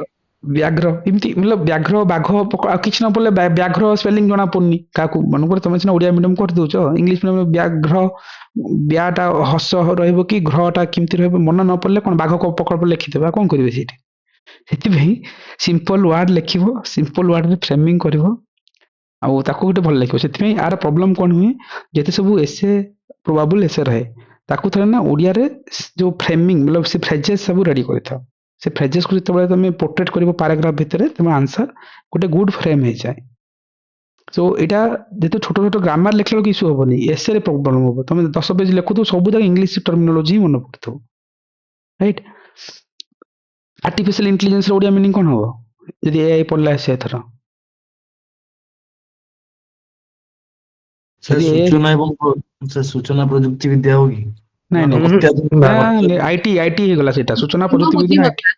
ସାର୍ କଣଟା? ଅତ୍ୟାଧୁନିକ କୃତ୍ରିମ ବୁଦ୍ଧିମତ୍ତା। କୃତ୍ରିମ ବୁଦ୍ଧିମତ୍ତା। ଦେଖ କହୁଛି ଯେ ଏ ଜାଗା ତମେ ପ୍ରାକ୍ଟିସ ଓଡିଆ ମିଡିୟମ ପିଲା କହିଦେବେ, ଇଂଲିଶ ମିଡିୟମ ଟ୍ରାଏ କର ଥରେ, ଡିଫିକଲ୍ଟ ହୁଏ। କି ମୁଁ ଆଇ ଏମ୍ ନଟ୍ କି ଅଫେଣ୍ଡିଙ୍ଗ, ଆଇ ଏମ୍ ଟେଲିଂ କି ଅପୋଜିଟ କେସରେ ବି ତମେ ଇଂଲିଶଟା ଓଡିଆ ମିଡିୟମ ପାଇଁ ଇଂଲିଶ ଡିଫିକଲ୍ଟ, ଆଉ ଓଡିଆଟା ମନେ ପଡେନି। ଆଉ ଯଦି ମନେ ପଡୁନି ଲେଖିଦବ, ଆଉ ଏଆଇ ବୋଲି କହିକି ଏଆଇ ବ୍ରାକେଟ ଏଆଇ ବୋଲି ଲେଖିଦବାକୁ ପଡିବ, ଜଣେଇ ପଡିବ। ଆଉ କିଛି ମନେ ପଡୁନି, ଆଉ କୃତ୍ରିମ ବୁଦ୍ଧିମତ୍ତା କିଛି ଜଣା ପଡୁନି, କରିବ କଣ ସେଠି, ରାଇଟ। ତ ସେଥିପାଇଁ ଏଇଟା ରିଏଲି ଟ୍ରୁ, ତମେ ଟ୍ରାଏ କର ନା, ଏବେ ଟ୍ରାଏ କରୁନ। ମୁଁ ଟପିକ ଦେବି 10 ପେଜ, ଇଂଲିଶରେ ଯେମିତି ଲେଖିଦବ 5 ପେଜ, ଓଡିଆରେ ଲେଖିପାରିବନି 5 ପେଜ, ଖାଲି ଇଂଲିଶ ୱାର୍ଡ ହିଁ ଆସୁଥିବ। ସେଇଟା ହିଁ ଗୋଟେ ବିଗେଷ୍ଟ ଇସ୍ୟୁ ହେଇଥାଏ। ସୋ ଏପାର୍ଟ ଫ୍ରମ ଦାଟ୍, ଏଇଠି ଯୋଉ ଆକୁ ଏ ଚ୍ୟାଲେଞ୍ଜେସ୍ ପାଇଁ ତମେ କଣ କରିବା କଥା, କିଛି ଗୋଟେ ଫ୍ରେମ୍ କରିବା କଥା।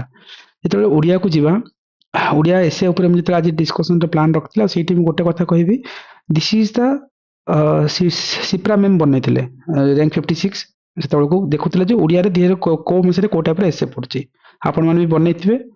ସୋ ସେମିତି ଦେଖିବା କଥା କୋଉ ମସିହାରେ କୋଉ ଟାଇପର ଏସେ ପଡୁଛି, ତ ସେ ଏସେର ଗୋଟେ ବ୍ଲୁ ପ୍ରିଣ୍ଟ ବନେଇବେ। ମୁଁ ସେଥିପାଇଁ କହିନା ଆୟୁଷୀ ମ୍ୟାମ୍, ସିପ୍ରା ମ୍ୟାମ୍ ସବୁ ବ୍ଲୁ ପ୍ରିଣ୍ଟ ବନାନ୍ତି, ଆଉ ବହୁତ ଗୁଡାଏ ବ୍ଲୁ ପ୍ରିଣ୍ଟ ଆପଣମାନେ ବନଉନାହାନ୍ତି କି ଏକ୍ସାମ ହଲରେ କରିବି କହିକି ରହିଯାଇଛନ୍ତି। ସେଥିପାଇଁ ମୁଁ ଏଫର୍ଟସ ଲଗଉନି, ମୁଁ ତମ ଉପରେ ଛାଡି ଦେଇଛି, ଯଦି ତମ ଏଫର୍ଟସ ଲାଗିବ ଦେନ୍ ମୁଁ ଆଗକୁ ଯିବି, ଠିକ ଅଛି।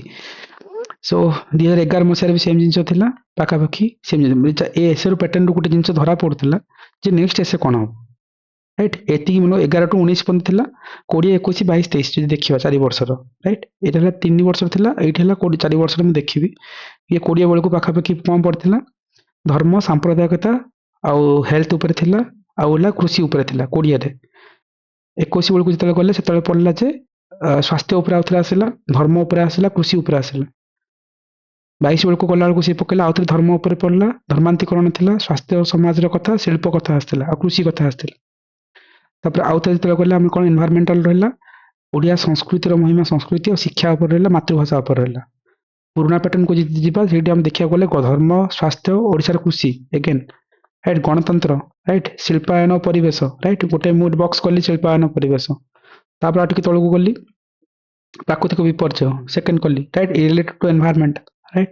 ତାପରେ ଆଉ ଟିକେ ତଳକୁ ଗଲି, ଏଗେନ୍ ଆସିଲା 2016 ବେଳକୁ ପଡିଥିଲା ପରିବେଶ ସୁରକ୍ଷା, ଆଉ ଟିକେ ବକ୍ କଲି, ଆଉ ଟିକେ ତଳକୁ ଗଲି ଜଳବାୟୁ ପରିବର୍ତ୍ତନ 15 ମସିହାରେ, ଆଉ ଟିକେ ତଳକୁ ଗଲି, ସେଠି ମୋତେ ଦେଖିବାକୁ ମିଳିଲା ଓଡିଶାରେ ପ୍ରାକୃତିକ ବିପର୍ଯ୍ୟୟ, ଆଉ ଥରେ ଏନଭାରମେଣ୍ଟାଲ ଆଉ ଡିଜାଷ୍ଟର ମ୍ୟାନେଜମେଣ୍ଟର। ଆଉ ଟିକେ ତଳକୁ ଗଲି, ଦେଖିଲା ଜଣା ପଡିଲା ଯେ ଯାହାବି କିଛି। ସୋ କହିବାର ମିନିଂ ହେଲା ଯେ ଓଡିଆ ଭାଷା ସଂସ୍କୃତି 11ରେ ପଡିଥିଲା, ଧର୍ମକୁ ନେଇକି, ଧର୍ମାନ୍ତୀକରଣ, ପରିବେଶ, ପ୍ରାକୃତିକ ବିପର୍ଯ୍ୟୟ, ରାଇଟ। ଆଉ ଏଇସବୁ ପ୍ରାକୃତିକ, ଦେଖ ଏଇଠି ଜଣା ପଡିଲା ଗୋଟେ ପ୍ୟାଟର୍ନ ଯେ ଗଣମାଧ୍ୟମ ଥିଲା, ସୋସିଆଲ ମିଡିଆରେ ବି ଆସିଛି, ରାଇଟ। ବଟ୍ ଏଇଠି ମୁଁ ଓଭରଅଲ୍ ଗୋଟେ ଅବଜର୍ଭ କଲି, ଗୋଟେ ଜିନିଷ ରିପିଟ୍ ହଉଛି, ଓଡିଶାର କୃଷି, ଅର୍ଥନୀତି, ରାଇଟ, मतलब एग्रीकल्चर रिलेटेड स्टफ्स मैंने पकाउछन्ती इंडिया हो कि ओडिशार। आ गोटे कमन है जो परिवेश आउ नहले प्राकृतिक विपर्यय, कारण ओडिशा कंटिन्यूअसली दुटा हिट करुछि। 17, 18, राइट, 16 परिवेश, 15 जलवायु परिवर्तन, सो तापर जो आम एप उपरकू जा 23 मसीहा बेलू से जना पड़ा कौन ओडिशा रे परिवेश संरक्षण ए वर्ष पड़ता राइट आ बाकी 2 वर्ष जा सेकेंड जदि किसी ना किसी ये परिवेश नाला तो पूर्व वर्ष थी डेफिनेटली परिवेश जलवायु परिवर्तन तो तुमको गोटे फ्रेमिंग सब ये जो सिलेक्टिव जब मत कह 5टा आसे मुझे 5टा आसे जब मुझे ऑब्जर्वेशन जना पड़ी गोटे है एग्रीकल्चर गोटे है एनवायरनमेंट आ गोटे डिजास्टर मैनेजमेंट आ गोटे मोस्टली से धर्म रिलेटेड पकाउं राइट जो नहीं कि एंड आउ दीटा टॉपिक फिल्टर कर ये भितर गोटे ऐसे करार अच्छे ये 5टा ऐसे गोटे फ्रेम बना फ्रेम कौन पूरा ऐसे लिखा कि ना तुम जो वार्डिंग कथा कहले जो वार्डिंग इश्यू रहे से तुमको कौन करा पड़ो से वार्ड उपर काम करा पड़ो जमी एआई पचारे जमी अटकी जाऊछ सेमती अटकवा पड़ोनी तो से गोटे फ्रेम है परिवेश सुरक्षा मुझे तुमको कहूँ ओके सो एमती किसी फ्रेम बनाओ फ्रेम कौन परिवेश सुरक्षा राइट यहाँ गोटे सिंपल टॉपिक आर वर्ष आसी सारी होपफुली ए वर्ष भी रिपीट हम एव्री ईयर आसे राइट ना जलवायु परिवर्तन क्लाइमेट चेंज कथा ग्लोबल वार्मिंग कथा आसो ना जब थर्ड पार्ट की डिजास्टर मैनेजमेंट राइट ये 3टार गोटे पढ़ा कथा पैटर्न जहाँ कहूँ ना ओडिशार एग्रीकल्चर उपर काम कर 3टा ये 4टार गोटे पड़जा कथा बाकी 2टा टॉपिक काढ़ी हम 6टा टॉपिक कौन कर तुम जो कौन कर सारस्वत कि तुम जो एसे बही पढ़ लंबा एसे मन रही डाटा सिंपल जो इंग्लिश वर्डटा ओडिया जो पोर्ट्रेट करने तुमको फ्रेमिंग बनवा पड़ो तो this is the blueprint again बहुत सिंपल रखा ए किसी हचपच हबार नहीं जमी है WHO एग्जाम हॉल मन पड़ोनी से विश्व स्वास्थ्य संगठन बोली रखा right WHO world health organization मन पड़ो कि ओडिया मीनिंग मन थ विश्व स्वास्थ्य संगठन तथ्य राइट रिपोर्ट जहाँ कहते जातीय पानीपाग नियंत्रण केन्द्र राइट ये सब जिन एग्जाम हॉल मन पड़ेनि सो विश्व से रिपोर्ट रे कहा जाउतला जे विश्व तापमात्रा प्रति वर्ष 1 डिग्री राइट एटा निज फ्रेम एटा एग्जाम पे नुह राइट 1 डिग्री सेंटीग्रेड वृद्धि पाउछि सेति आंटार्कटिका बरफ तरळिबा सहित हिमालय बरफ तरळिबा सह हिमालय पाददेशर परिवेश प्रभावित होछि जकि इंट्रोडक्शन समस्त लिखती डाटा फैक्ट रिपोर्ट रू आरंभ करवा राइट सो अगेन जलवायु परिवर्तन बहुत कारण कौन कौन हो पारे फ्रेमिंग बनौछ ब्लूप्रिंट जिन कहती गोटे एसे गोटे ब्लूप्रिंट बनवा दरकार कौन कारण है गोटे है शिल्पर प्रसार राइट मतलब जो कहते इंडस्ट्रियलाइजेशन मन पड़ो एग्जाम इंडस्ट्रियलाइजेशन कि शिल्पर बहुल प्रसार शिल्पर प्रभाव एमती किसी दे पारते आठ कौन हुए ना से निर्गत अंगारकाम्ल जहाँ आम कार्बन डाइऑक्साइड गैस कहते अंगारकाम्ल ओजन स्तर में क्षति घटाऊँगी से जो अम्ल पृष्टि एसिड रेन होती कौन होम चर्म कर्कट हो आम कौन कहते कैंसर कहते एग्जाम बेले चर्म कर्कट प्रेसर में मन पड़ न राजेश कहते कथा जो कपी चर्म कर्कट हम ताजमहल मत देख येलो स्पॉट मार्क हो मन पड़ना कौन कर ताजमहल रे कौन हलदिया रंगर दाग तैयारी जहाँ भी तुम लिखिपार सो ये सब वार्डिंग फ्रेमिंग कर यहाँ गोटे पार्ट गला शिल्पर बाहर अदरकारी अलिया आवर्जना नदी पुष्करणी समुद्र को प्रदूषित करे सिंपल राइट तापर जंडिस हईजा प्रभृति संक्रमण रोग हुए राइट एगेन कौन हो पार विश्वर प्रमुख 5टी सहर मध्य दिल्ली वायु प्रदूषण ज्वलंत उदाहरण अटे राइट जदि आम राजनैतिक दृष्टिकोण देखा मतलब जहाँ आम पॉलिटिकल एंगल देखुं ऐसे मुझे कही socially economically politically geographically historically breakdown कर सो यहाँ ब्लूप्रिंट राजनैतिक मतलब पॉलिटिकली मतलब एग्जाम हॉल राजनैतिक राइट सो देखो शिल्प जलर आवश्यकता रही नदीर जलर व्यवहार हम राइट शिल्प कौन हम नदीर जल व्यवहार करेंगे जदि नदी जल व्यवहार करेंगे कृषक समाज एक अभावन परिस्थिति सृष्टि हे तार एग्जांपल है जे उदाहरण स्वरूप ऋषिकुल्या नदी टाटा प्रकल्पर कथा नहीं पार मतलब ये है गंजाम डिस्ट्रिक्ट रे टाटा खोला जाए निजर प्रकल्प प्रतिष्ठा कर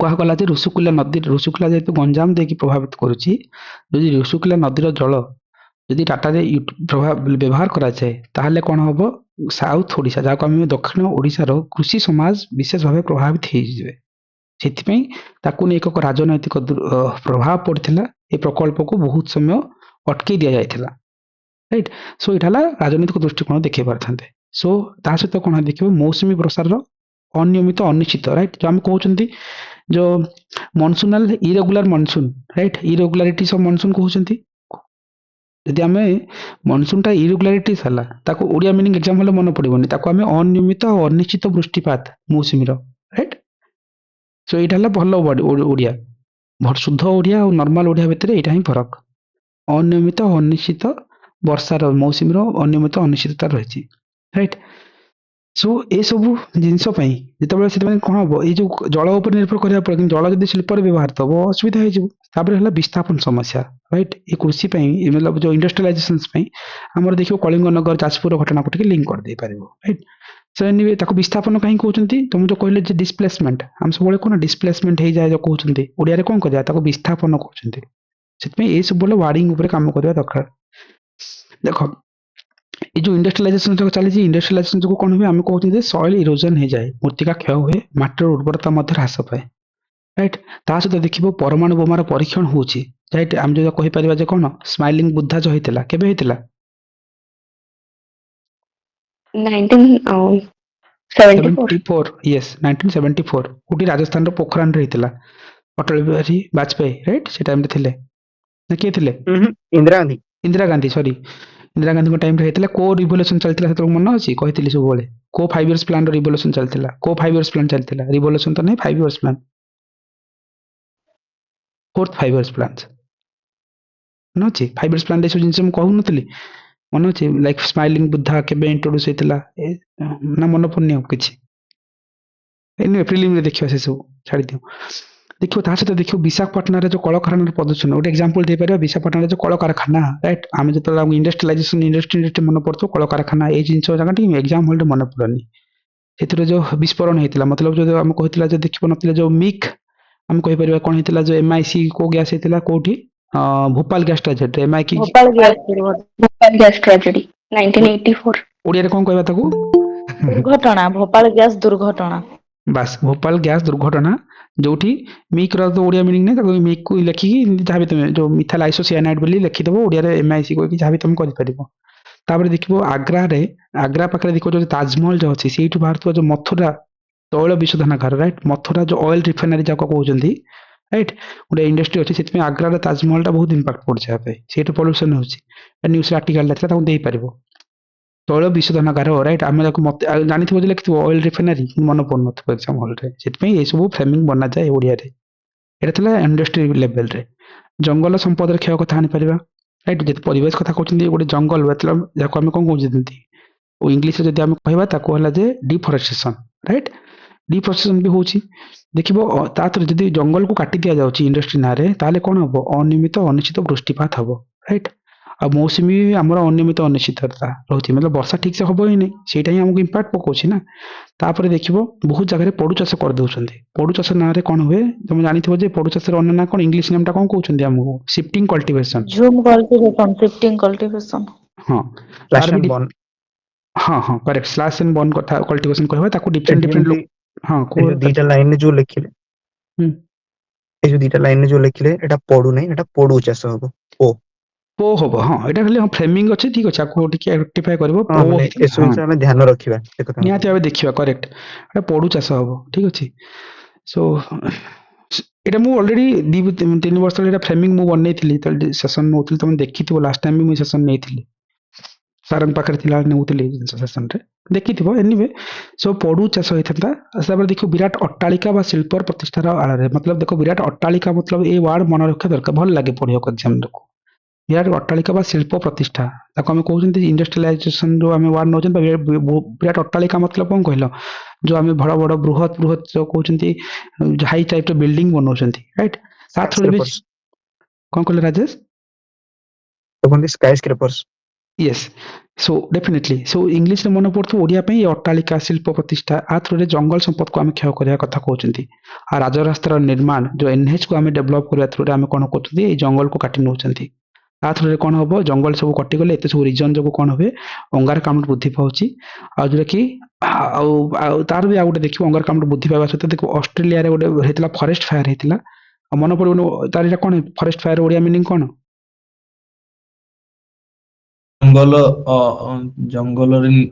ଜଙ୍ଗଲର ନିଆଁ ମନେ ପଡୁନି ନା। ସୋ ଏଟାକୁ ନ ମନେ ପଡିଲେ ତାକୁ ଫରେଷ୍ଟ ଫାୟାର ଲେଖି ବ୍ରାକେଟରେ ଇଂଲିଶରେ ବି ଲେଖିଦେବ କ'ଣ କରିବୁ ସେଠି ବନାଗ୍ନି ବି ବନାଗ୍ନିର ହଁ ନା ପ୍ରାକୃତିକ କୃତ୍ରିମ ବନାଗ୍ନି ହେଲା।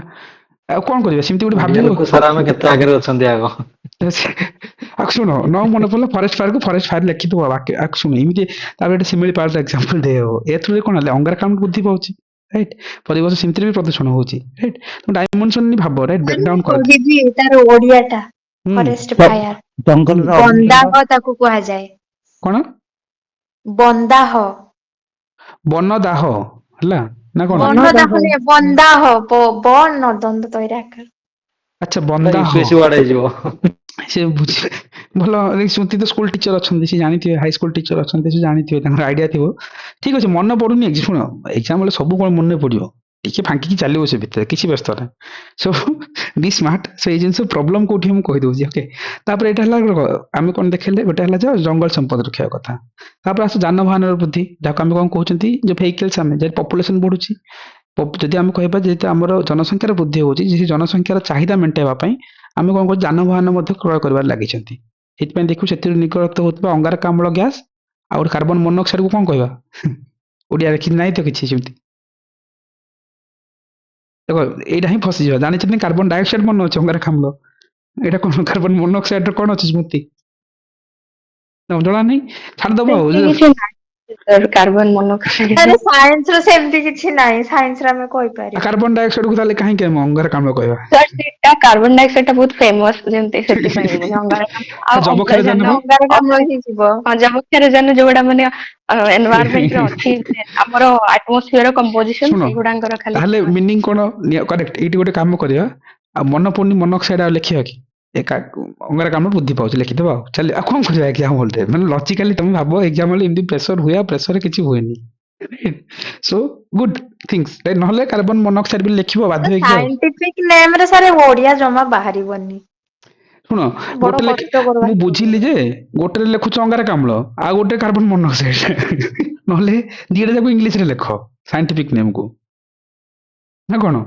सेंटेंस वर्ड लगे पढ़ला बेलू मुझे कहबार मिनिंग ठीक मु पचारुछि सेमती किछि राजेश ଯଦି ପେପର ମୁଁ ଦେଖେ ତ ଏଟାକୁ ସେମାନେ ଏମିତି ଲେଖନ୍ତି ସେ ଯୋଉ ଲେଖନ୍ତି କାର୍ବନ ମୋନୋକ୍ସାଇଡ ସେଟାକୁ ଓଡିଆରେ ସେମିତି ଲେଖେ କାର୍ବନ ମୋନୋକ୍ସାଇଡ ତ हाँ ସେଟା जी ଏମିତି ଗୋଟେ ହଁ ବହିରେ ବି ସେମିତି ହିଁ ना ଆସେ ना मु भी एग्री ये पॉइंट रे आमे जदी हम कार्बन मोनोक्साइड को लिखुचे तार कार्बन डाइऑक्साइड को भी से इंग्लिश रे लिखि देले भलो हेतु ताको हम अंगारकाम्ल सहित कार्बन मोनोक्साइड लिखिले ओले ସେଇଟା लागियो ସେଇଟା ମେ ବି ହେଇପାରିବ ଯଦି हाँ କିଛିଟା ସେ ମୋନୋକ୍ସାଇଡ ଡାଇଅକ୍ସାଇଡ ଲେଖୁଛେ ତାହେଲେ ସେଠି ହେଇପାରିବ କିନ୍ତୁ ପର୍ଟିକୁଲାରଲି ଗୋଟେ ଜାଗାରେ ଯଦି ଲେଖା ହଉଛି CO2 ତାର ଅନ୍ୟ କିଛି ଲେଖା ହଉନି ତ ସେ ଜାଗାରେ ଅଙ୍ଗାରକାମ୍ଳ ଲେଖିଦେବାଟା ବେଟର ରହିବ।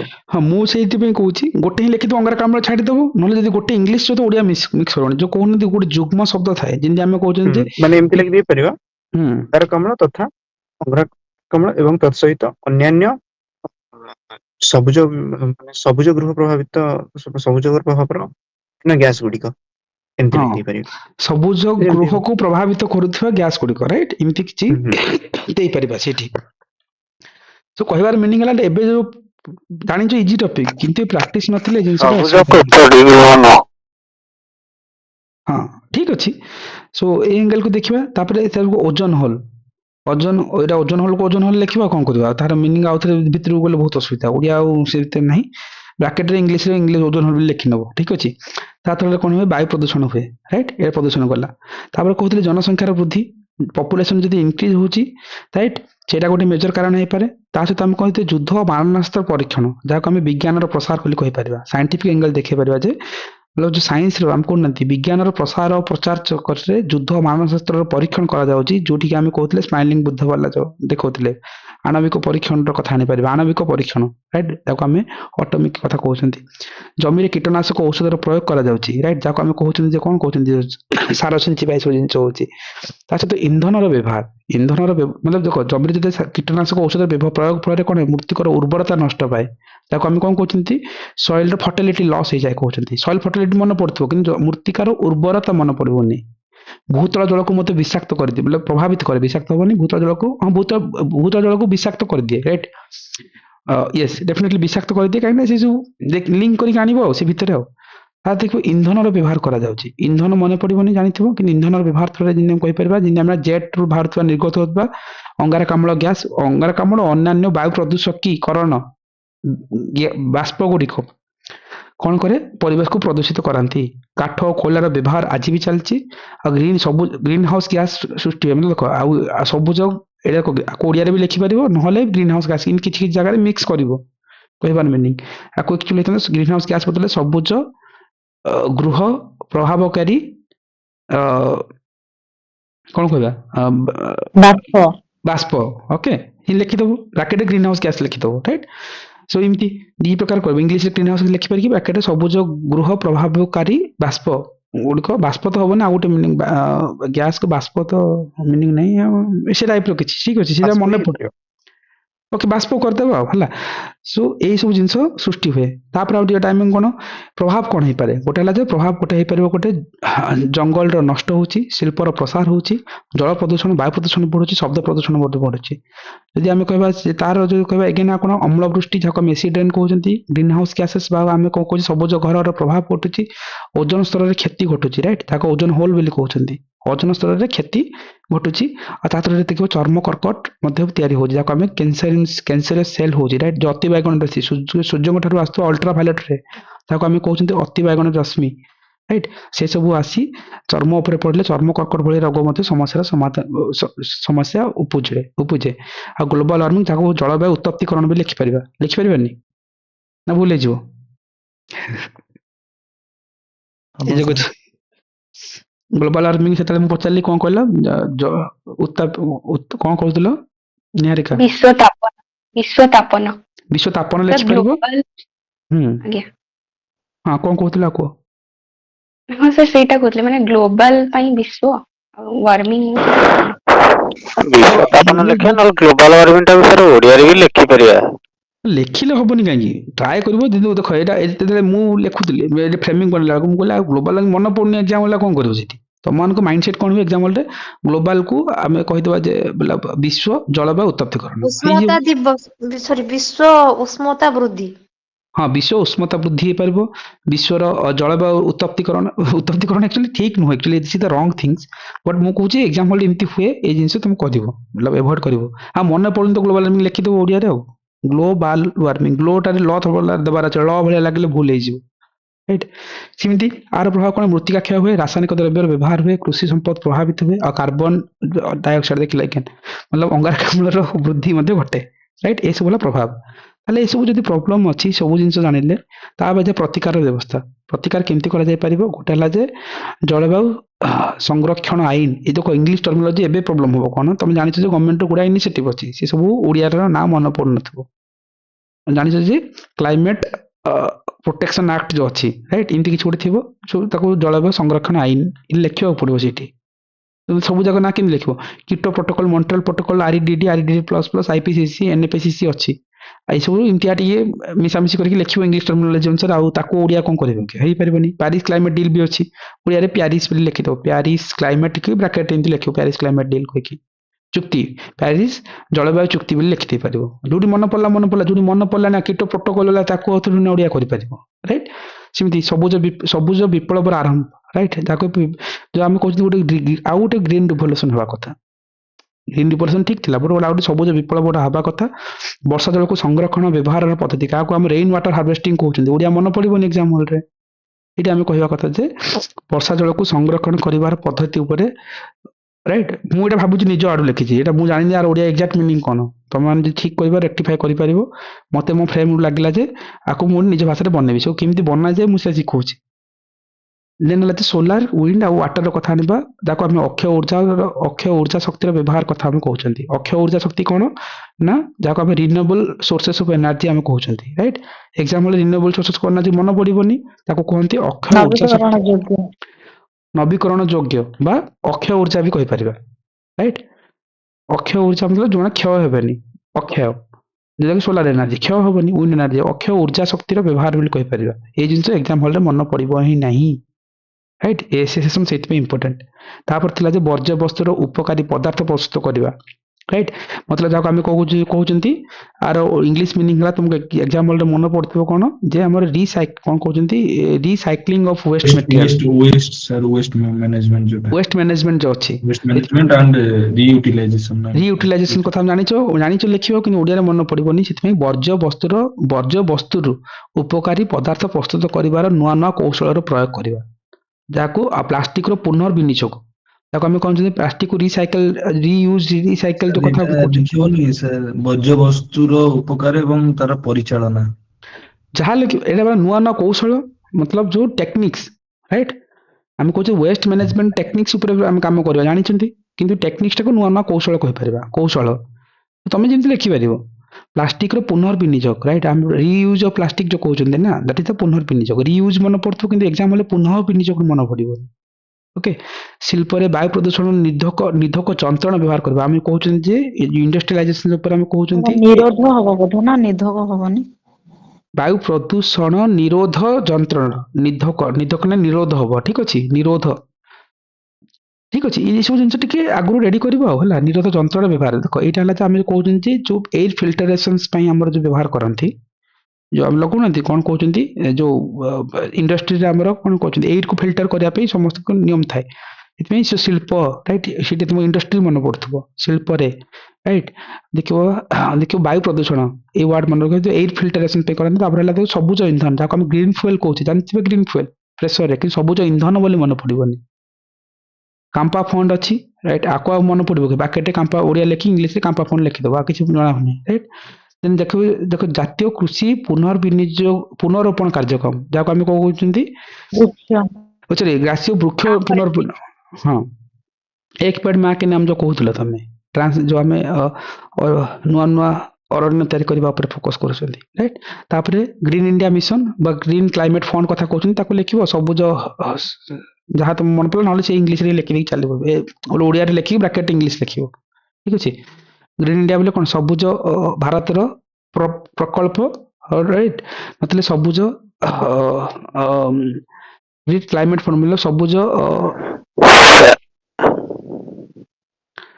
जलवायु सुरक्षा एमती ग्रीन क्लाइमेट फंड लिखा ये सब जिन थोड़ी नहीं पार राइट तापर देखो यही सब है नॉर्मल पॉइंट देख से ना ये जगह फसीज जानी कि बहुत जगह बहुत पिला मिस्टेक करते so Odia writing is very difficult जदि जो मैंने इंग्लिश मीडियम था ओडिया मीडियम पिला करदे टिके मैनेज करदे से भी स्ट्रंग एमती ना इंग्लिश मीडियम पिला करें से बहुत स्ट्रंग भी अच्छे मुझे यही प्राक्टिकल जिनस जो तुमको देखा राइट परिवेश सचेतनता कार्यक्रम हवा दरकार जो जानी सर गोटे परिवेश सचेतनता कार्यक्रम आधुनिक कौशल और वैज्ञानिक पद्धतिर व्यवहार और आवर्तन पुनर्विनियोग कथा जापर राइट आंडामान आदिवासी गोष्ठी वृक्ष को भगवान भाई पूजा करते गोटे यहाँ केस्टडीज अच्छी राइट आउ गोटे देखिए जमी आम कहते चिपको मुवमेंट आपिको मुवमेंट कथा भूली गली मुझे राइट चिपको आंदोलन कथा आनिब आपिको आंदोलन कथा आनिब जो कौन ବିଷ୍ଣୟ ମୁଭମେଣ୍ଟ ବି कोटा विष्णु मुवमेंट भी हो पार से चिपको मुवमेंट मतलब गछ को चिपकी रही जाती से आदिवासी मैंने गछ काट ना से चिपकी रही जाती रही आंदोलन करते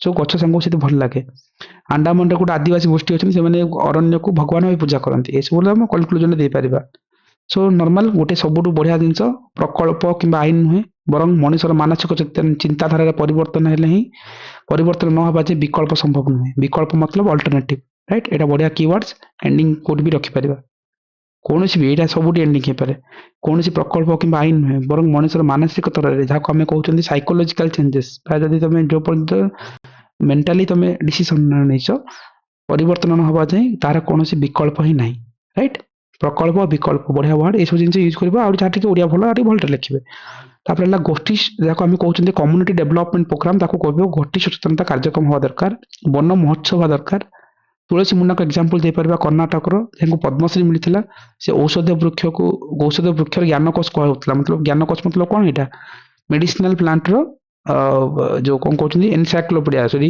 encyclopedia से तुलसी मुन्ना को पद्मश्री मिलता राइट एग्जांपल दे पार औषधीय वृक्ष को ज्ञानकोश कहीपर राइट मन पड़ो एनसाइक्लोपीडिया एग्जांपल केस स्टडी अच्छे दे पार न चिपको आंदोलन आपिको आंदोलन कथा कहती तापर देखो अर्चना सोरेन को कथा दे पार केस स्टडी राइट तुम सब ये ब्लू प्रिंट बनाओ बारंबार कहूँ राइट सब ब्लू प्रिंट उपर काम कर निहाती तुम एफर्ट ये सब यहाँ ओडिया कहले इंग्लीश एमती ब्लू प्रिंट बनाओ 3 पेज लगे अर्चना सोरेन जहाँ जातिसंघ जातिसंघ पाणीपाग युव परामर्श गोष्ठी भाव परामर्श गोष्ठी सदस्य भाव सी जहाँ भी ना था न्यूज थी एमती किसी केस स्टडी दे पार राइट ये frame basic frame done so ये आपको जिते सजा जाए ये जिन फ्रेमिंग कल ना जिते एति जिन मन गला आपको ब्लू प्रिंट यहाँ ओडिया जो तुमको प्रोब्लेम्स है मुझे तुमको कहती विश्व तापमात्रा कथा आसूला जो आम क्लाइमेट जानी जिन सब ग्रीन हाउस इफेक्ट सब जिन कि लिखी हुए से बाध्य हो प्रेसर एत थी से घंटा भितर 5 पेज लिखला बेलू टाइम पड़े आ प्रेसर से इंग्लिश टर्मिनोलॉजी यूज हो जाए ଏସବୁ ଯଦି ବ୍ଲୁ ପ୍ରିଣ୍ଟ ବନାଯାଏ ତାକୁ ଯେତେବେଳେ ସଜାଇ ଦେବ ନା ତମର କ'ଣ ହବ ଗୋଟେ ଭଲ ଏସେ ହେଇଯିବ। ଏଇଟା ହେଲା ସେ ସୁନ୍ଦର ଏସେ ଯାହାକୁ ଲେଖାଯାଏ ରାଇଟ୍। ଯଦି ବ୍ଲୁ ପ୍ରିଣ୍ଟ ବନେଇଲ ତାକୁ ଯେତେବେଳେ ଲେଖାଯାଏ ଭଲ ଲାଗେ। ସୁନ୍ଦର ତୃପ୍ତିର ଅବସାଦ ନାହିଁ ଯେତେ ଦେଖୁଥିଲେ ନୂଆ ଯେତେ ଈଶ୍ୱରଙ୍କର ସୃଷ୍ଟି ବଡ଼ ବିଚିତ୍ରପୂର୍ଣ୍ଣ। ଏ ବିଶାଳଗତ ଜଗତ ହେଉଛି ଭଗବାନଙ୍କର ଅପୂର୍ବ ତଥା ଅନିର୍ବାଚନୀୟ ସୃଷ୍ଟି। ବୃକ୍ଷଲତା ବନଭୂମି ପଶୁପକ୍ଷୀ ନଦୀ ନିର୍ଝର ତଥା ଗିରିକାନ୍ଦନ ଯାହା ବି ଅଛି ସେସବୁ ଯେତେବେଳେ ସଜା ହେଇଯାଏ ଗୋଟେ ଆନ୍ସର ଭଲ ହେଇଯାଏ। ଏପରିକି ବୁଝିପାରୁଛ ନା ନାହିଁ ଏ ସୃଷ୍ଟିର ଆଦିମ ପ୍ରଭାବର ସେଇଟା ହେଲା ତମେ ଫ୍ରେମିଂ ବନେଇଥିଲ। ଫ୍ରେମିଂଟାକୁ ଏବେ ସେଣ୍ଟେନ୍ସ ତିଆରି କରିବ। This is essay. ସେଇଟା ସେମ୍ ଫର୍ ଓଡ଼ିଆ। ଭାଗବତ ଗୀତାଙ୍କର ଏ ଏସେ କାହାର ଜାଣିଛ? ଏ ଏସେ ହେଲା ଶିପ୍ରା ମ୍ୟାମଙ୍କର। ତାଙ୍କ ଏସେରେ ସବୁବେଳେ 150+ ଦିଅନ୍ତି 200ରୁ। ବଢିଆ ଲେଖା ଏଇଟା ଓଡ଼ିଆ ନାହିଁ, ତାଙ୍କ ଇଂଲିଶ ଏସେ ପଢ଼ିବ ତମେ ପାଗଳ ହେଇଯିବ। ସେଥିପାଇଁ ମୁଁ କହୁଛି 150 160 ଏସେ ଏତେ ଇଜି ନୁହଁ। ସେ 160 170 ଆୟୁଷୀ ମ୍ୟାମ୍ ଶିପ୍ରା ମ୍ୟାମ୍ ଏମାନେ 20-20ଟା ଥିମ୍ ମତେ ଲେଖିକି ଦେଇଛନ୍ତି India essay. They did hard work. ସେମାନେ 3 ଥର ଇଣ୍ଟରଭ୍ୟୁ ଯାଇଛନ୍ତି, ଲାଷ୍ଟ ଟାଇମ୍ ପାଇଲେ 56 ନମ୍ବର ର୍ୟାଙ୍କରେ। ଫ୍ରେମିଂ ଏମିତି ବନେଇଛନ୍ତି ତାକୁ କେବଳ ସଜାନ୍ତି ଏମିତି। ଆୟୁଷୀ ମ୍ୟାମଙ୍କ ଏସେ ଲାଷ୍ଟକୁ ଏମିତି ଇମ୍ପ୍ରୁଭ ହେଇଥିଲା। ଓକେ। ଭାଗବତ କାନଙ୍କର ପ୍ରଭାବରେ ସେ ପୁରା ଆଣନ୍ତି ସେଥିରେ ଗୀତା ଭାଗବତ ଶ୍ଲୋକକୁ ଆଣିକି ରଖନ୍ତି ଇଂଲିଶରେ ଓଡ଼ିଆରେ। ବୋଲେ ଏକ୍ଜାମିନରକୁ ଏତେ ଇମ୍ପ୍ରେସ କରିଦିଅନ୍ତି ତାଙ୍କୁ। ସେଥିରେ ଆହୁରି ଗୀତ ଗୋବିନ୍ଦର କଥା ଥିବ, ସେଥିରେ ଜଗନ୍ନାଥ ଦାସଙ୍କ ଅତି ବଡ଼ିଙ୍କ କଥା ଥିବ, ସେଥିରେ ସେମାନେ ଏକ୍ଜାମିନର ସାଇକୋଲୋଜି ସହିତ ଖେଳିଦେବେ ରାଇଟ୍। ଏଠି ଦେଖ ଭାଗବତଙ୍କ ପ୍ରବକ୍ତାଙ୍କର ଶ୍ରୀ ଶ୍ରୀ ଜଗନ୍ନାଥ ଦାସ କହିଛନ୍ତି ଆପଣ ହାତ ଯିବା ଯଦି କିଏ ଅଛି ବା ତାର ପ୍ରତିବାଦୀ। ପୁଣି କହିଛନ୍ତି ଆପଣା ପ୍ରକ୍ଷେ ପ୍ରାଣୀ ମରେ କିଏ ବା ତାକୁ ରକ୍ଷା କରେ। ଅର୍ଥାତ୍ ଜୀବଟି ଉପଯୁକ୍ତ ପାଣି ପବନ ଓ ଆଲୋକ ପାଇଲା ଯାଇ ରାଇଟ୍ ଅଙ୍କୁରିତ ହୋଇଥାଏ। ଅଙ୍କୁରିତ ବୀଜଟିଏ ଯେତେବେଳେ ଉର୍ବର ମୂର୍ତ୍ତିକାର ସ୍ପର୍ଶ ପାଇ ଚାରା ଗଛରେ ପରିଣତ ହୁଏ, ପୁଣି ଅନୁକୂଳ ପରିବେଶକୁ ଉପଯୋଗ କରି ଚାରା ଗଛଟି ଏକ ମହାଦ୍ରୁମରେ ଆତ୍ମ ପ୍ରକାଶ କରେ। ସେଇ ୱାର୍ଡକୁ ଯେତେବେଳେ ଫ୍ରେମିଂ ହେଇଯିବ ସଜେଇ ଦେଲେ ଏସବୁ ୱାର୍ଡ ହେଇଯାଏ ରାଇଟ୍। ପ୍ରଦୂଷଣ କିପରି ହୁଏ? ସୁସ୍ଥ ପରିବେଶ ବହୁବିଧ କାରଣରୁ ହୋଇଥାଏ। ପ୍ରଦୂଷିତ ମାନବ ସଭ୍ୟତାର ସୁସ୍ଥତା ପାଇଁ ଆବଶ୍ୟକ ପ୍ରକୃତିର କଳସ୍ତ ରୋଗ ମୁକ୍ତ ଯାହା ଚାଲିଲା ସେଇଠି ଆଉ ରାଇଟ୍। ଏମାନେ ହେଲା ଟପ୍ ରେକର୍ଡ। ଯେତେବେଳେ ସେ ଯାକୁ ସଜାନ୍ତି ବନାନ୍ତି ଦେଖ ଏଇଠି ଭାଙ୍ଗିଲେ ଜନସଂଖ୍ୟାର ବିସ୍ଫୋରଣ ଜନିତ ପ୍ରଦୂଷଣ। ଜନସଂଖ୍ୟା ବୃଦ୍ଧି ହେତୁ ଜମି ଜଙ୍ଗଲକୁ କାଟି ବାସଭୂମି ନିର୍ମିତ ହୋଇଛି। କୃଷି ସଭ୍ୟତାର ଅବକ୍ଷୟ ହେତୁ ସୁନ୍ଦରୀ ସହରର ବିକାଶ ଘଟୁଛି। ସହରାଞ୍ଚଳର କ୍ଷୁଦ୍ର ଆୟତନ ବିଶିଷ୍ଟ ସ୍ଥାନରେ ବହୁ ଲୋକ ଏକତ୍ର ବାସ କରୁଛନ୍ତି। ବର୍ଦ୍ଧିତ ଜନସାଧାରଣଙ୍କର ସ୍ଥାନରେ ମଳମୂତ୍ର ଛେପଖଙ୍କାର ସିଂଘାଣୀ ଇତ୍ୟାଦି ନିଷ୍ପେଷିତ କରି ପରିବେଶକୁ ର ଲେଭେଲରେ ଲେଖନ୍ତି। ଡାଟା ଫ୍ୟାକ୍ଟ ଏତେ ଦିଆଯାଏନି ରାଇଟ୍। ମୁଁ କହିନାହିଁ ସେ ସବୁବେଳେ ସେ ଏମିତି ବି ଇଂଲିଶ ଏସେ ଲେଖନ୍ତି, ବଟ୍ ତାଙ୍କର ନା ସେ ଏସେ ଭିତରେ ଜଗନ୍ନାଥ ଦାସଙ୍କର କୋଟେସନ ପାଇବ। ତମେ ନା ଯୋଉଠି ସାଇକୋଲୋଜିକାଲ ଖେଳି ନାହାନ୍ତି ସେମାନେ ଖେଳୁଛନ୍ତି। ମୁଁ ତମକୁ ଇଂଲିଶ ଦେଖିବି ତମକୁ ଭାଗବତ ଜଗନ୍ନାଥଙ୍କ ବୋଲେ ଗାଁ ଗହଳିର ଅର୍ଥା ସେଇଠି ପାଇବ। ତାଙ୍କୁ 3 ଥର ଓପିଏସସି ତାଙ୍କୁ 300ରୁ 168 170 ଏମିତି ମାର୍କ ଦେଇଛି ଏସେରେ। ଯୋଉ ବର୍ଷ ର୍ୟାଙ୍କ ବି ପାଇଥିଲେ 2022 ମସିହାରେ ଯୋଉମାନେ ଏସେ ଲେଖିଛ ତମମାନଙ୍କୁ କେତେ ମିଳିଥିଲା ଇମାଜିନ କରିବ। ତାଙ୍କର ସ୍କୋର ଆସିଥିଲା 22 ମସିହାରେ ପାଇଥିଲେ 157 ଆସିଥିଲା। One of the highest of OPSC 3 ଥର ଯାକ ପାଇଛନ୍ତି। ମୁଁ ବୁଝିପାରୁନି ସେ କେମିତି ଲେଖନ୍ତି, କିନ୍ତୁ ତାଙ୍କ ଭାଷା ଏତେ ସୁନ୍ଦର। ସେଇଟା ହେଲା ପ୍ରାକ୍ଟିସ ରାଇଟ୍। ବାୟୁସ୍ତରରେ ଥିବା ଓଜୋନକୁ ଧ୍ୱଂସ କରେ। ମିଥେନ୍ କ୍ଲୋରିନ୍ ନାଇଟ୍ରୋଜେନ ଦେଖ ଅକ୍ସାଇଡ ଦେଖ ଯୋଉଠି ମନେ ପଡ଼ିଲାନି ଯୋଉଠି ଇଂଲିଶରେ ଏମିତି ଲେଖି ଚାଲିବ। ନାଇଟ୍ରୋଜେନ ଅକ୍ସାଇଡର ଯୌଗିକ ଉପାଦାନ ଖଣିଜ ତୈଳ ଗ୍ୟାସ କୋଇଲା ଅଙ୍ଗାର ଇତ୍ୟାଦି ଇନ୍ଧନରୁ ନିର୍ଗତ ଅଙ୍ଗାରକାମ୍ଳ ବାୟୁସ୍ତରରେ ମିଶ୍ରିତ ହେବା ଫଳରେ ବାୟୁମଣ୍ଡଳର ଉତ୍ତାପ ବୃଦ୍ଧି ପାଏ। ଜଳବାୟୁର ସ୍ୱାଭାବିକ ତାପମାତ୍ରାରେ ପରିବର୍ତ୍ତନ ଘଟି ପ୍ରାକୃତିକ ବିପର୍ଯ୍ୟୟ ସୃଷ୍ଟି ହୋଇଥାଏ। ଆଣବିକ ବିସ୍ଫୋରଣ ଜନିତ ପ୍ରଦୂଷଣ right.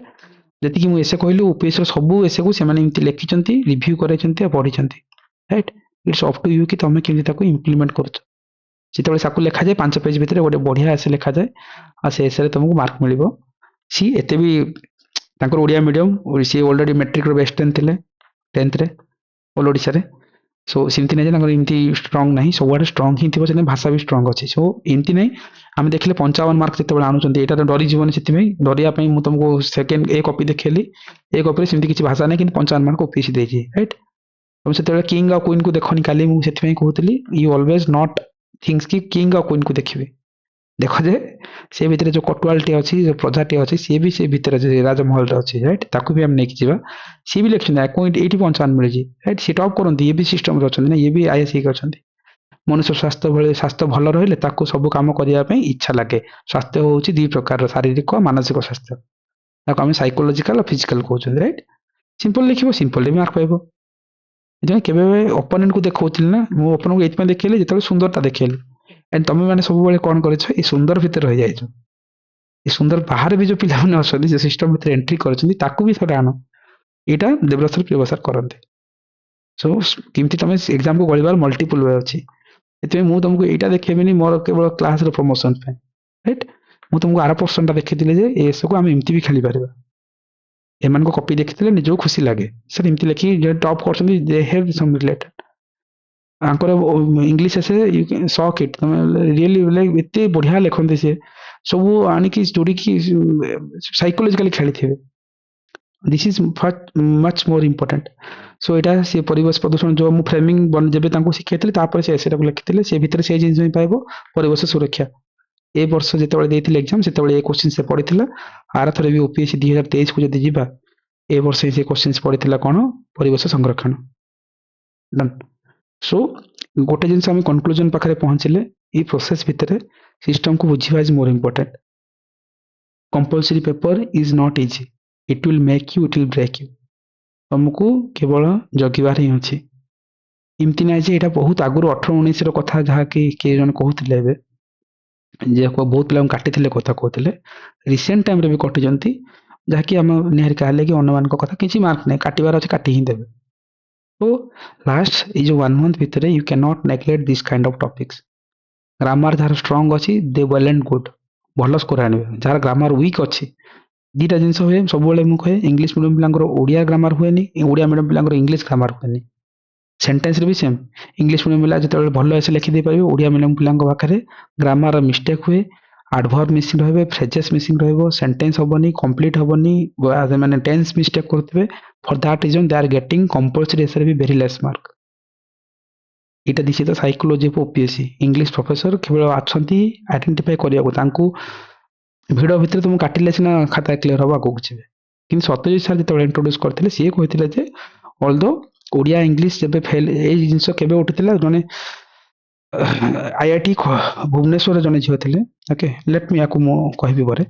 Show Satyajit sir introduce କରିଥିଲେ ଯେ କହିଲେ ଯଦି ଇଂଲିଶ ଓଡ଼ିଆ ଜଣେ ଫେଲ୍ ହଉଛନ୍ତି ତାପରେ ବି ତାଙ୍କ ଖାତା ଦେଖାଯାଉ, ସେ ଯିବା ପୂର୍ବରୁ ଏ ନିୟମ ଆଣିଥିଲେ, ସୋ ଦ୍ୟାଟ୍ କି ସେ ଜାଣିପାରିବ ଯେ ମୁଁ ଜିଏସ୍ ରେ କେତେ ମାର୍କ ପାଇଲି। ସୋ ଅଲଦୋ ତାକୁ ନ ଡକାଯାଉ ଇଣ୍ଟରଭ୍ୟୁ ପାଇଁ, କିନ୍ତୁ ସିଏ ତା ମାର୍କ ତ ଜାଣିପାରିବ, ମୁଁ ଏତେ ଏଫର୍ଟ ଲଗେଇଲି, ମୁଁ କଟିଗଲି ଓଡ଼ିଆ ଇଂଲିଶ ପାଇଁ, ଠିକ୍ ଅଛି, କିନ୍ତୁ ମୁଁ ଜିଏସ୍ ରେ କେତେ ମାର୍କ ଆଣୁଛି। ତାଙ୍କ ପରଠୁ ଆଜିର ଟାଇମରେ ତମେ ଅଲଦୋ ତମେ ମନେକର କଟକ ଯିବ 900 ମାର୍କ, ତମେ ଆଣିଥିବ 1050, କିନ୍ତୁ ଓଡ଼ିଆ କି ଇଂଲିଶରେ ଫେଲ୍ ଅଛ, ତମକୁ ଇଣ୍ଟରଭ୍ୟୁ କଲ୍ ଡାକିବେନି, ରାଇଟ୍? ଅଲଦୋ ତମେ ଯାଇଥିଲେ ହୁଏତ ଟପ୍ 10 ରେ ଟପ୍ 3 ରେ ଆସିଥାନ୍ତ, କିନ୍ତୁ ଡାକିବେନି, କିନ୍ତୁ ତମ ମାର୍କ ଦେଖିପାରିବ। ଆଗରୁ ସେଇଟା ହଉନଥିଲା, ଓଡ଼ିଆ ଇଂଲିଶରେ କାଟିଦେଲେ ଜିଏସ୍ ଖାତା ଦେଖା ହିଁ ଯାଉନଥିଲା, ଯୋଉଟାକି ସତ୍ୟଜିତ ସାର୍ ଯିବା ଟାଇମରେ ଇଣ୍ଟ୍ରୋଡ୍ୟୁସ କରିଥିଲେ। ସେଥିପାଇଁ ତମେ ନିହାରିକା ତମେ ଯୋଉଦିନ ମାର୍କ କମିଥିଲା ସେଥିରେ ତମ ଜିଏସ୍ ର ମାର୍କ ବି ଆସିଥିବ, ରାଇଟ୍? ୟେସ୍ ସାର୍, ଜିଏସ୍ ର ମାର୍କ ବି ଆସିଥିଲା। ହଁ, ଯୋଉଟାକି ଆଗରୁ ଦଉନଥିଲେ। ମୁଁ କହିଲି ନୂଆ ପ୍ୟାଟର୍ନରେ ବି କାଟିଛନ୍ତି, ରାଇଟ୍? ସୋ ଆମେ ଅପସନାଲ ଜିଏସ୍ କୁ ଏତେ ଏମ୍ଫାସିସ୍ କରିକି ପଢିବା ଚକ୍କରରେ କମ୍ପଲସରୀ କୁ ଭୁଲିଯିବାନି। So next 25 days start preparation of compulsory language paper. ଯୋଉମାନେ ଏକ୍ସାମ ପ୍ରିପେୟାର କରୁଛନ୍ତି, ଯୋଉମାନେ ନେକ୍ସଟ ଇୟରକୁ ଦେବେ, ସେମାନେ ନିଜକୁ ଭାବିବା ଦରକାର, ମୁଁ ଏ ଯୋଉ ଗ୍ରାମାର, ଏଇଟା ଓଡ଼ିଆ ଗ୍ରାମାର ଇଜି ଲାଗୁଥିବ, ମୁଁ କହିଲି ଯାହାକୁ ଯୋଉଟା ଇଜି ଲାଗିବ, ଯୋଉଥିରେ ଯୋଉମାନେ ୱିକ୍ ଅଛନ୍ତି ତା ଉପରେ ଡେଲି କାମ କରନ୍ତୁ। ମୋ ପାଖରେ ଆୟୁଷୀ ମ୍ୟାମଙ୍କର ଇଂଲିଶ ଖାତା ଅଛି, ଓଡ଼ିଆ ଖାତା ଅଛି, ସେମାନେ 200 ଘଣ୍ଟାର କ୍ଲାସ ଦେଖିକି ନୋଟ୍ସ ବନେଇଛନ୍ତି। ଦେବରାଜ ସାରଙ୍କର ଇଂଲିଶ ନୋଟ୍ସ ବି ଅଛି, କାରଣ ତାଙ୍କ ଫିଆନ୍ସି ଯେତେବେଳେ କଟିଥିଲେ ସିଏ ବି କଳେ ବଳେ କୌଶଳରେ ପାର ହୁଅନ୍ତି ପାଖାପାଖି ରେଞ୍ଜରେ। ରିଜନ ହେଲା ଯେ ଓପିସି କାଟିବା ପାଇଁ ରେଡି। ଗ୍ରାମାର ଏତେ ପଢି ହୁଏନି ନା, ବିପରୀତ ଶବ୍ଦ ଯୋଉ ଆମେ ଯାହାକୁ ଏଣ୍ଟୋନିମ୍ସ ସିନୋନିମ୍ସ କହୁଛନ୍ତି, ଏସବୁ ଜିନିଷ। But they are the very dark secret, nobody is telling, କାରଣ ସେମାନେ ବି କ'ଣ କରୁଛନ୍ତି ତମେ ବି ଜାଣିନ। ସୋ ଫର୍ ଦ୍ୟାଟ୍ ପର୍ସପେକ୍ଟିଭ ମତେ ଖାଲି ଜଣାଇ ଦେବାର ଥିଲା ଯେ be hard work on this things, ଠିକ ଅଛି? So this is the classes and Odia ଉପରେ ଥିଲା। ଏଗେନ୍ ଆମେ ଗୋଟେ ସେସନ ନେଇକି ବାକି ଆମେ ସେସନଟା ଇଂଲିଶ ଉପରକୁ ଯିବା। ଏଥିରେ ପ୍ରେସି ରାଇଟିଂ ଏସବୁ ଜିନିଷ ଅଛି, ୟାକୁ ସ୍ପେଶାଲି ଅଲଗା ସେସନଟା ଆମେ କରିନେବା ଥରେ, ଠିକ ଅଛି? ସୋ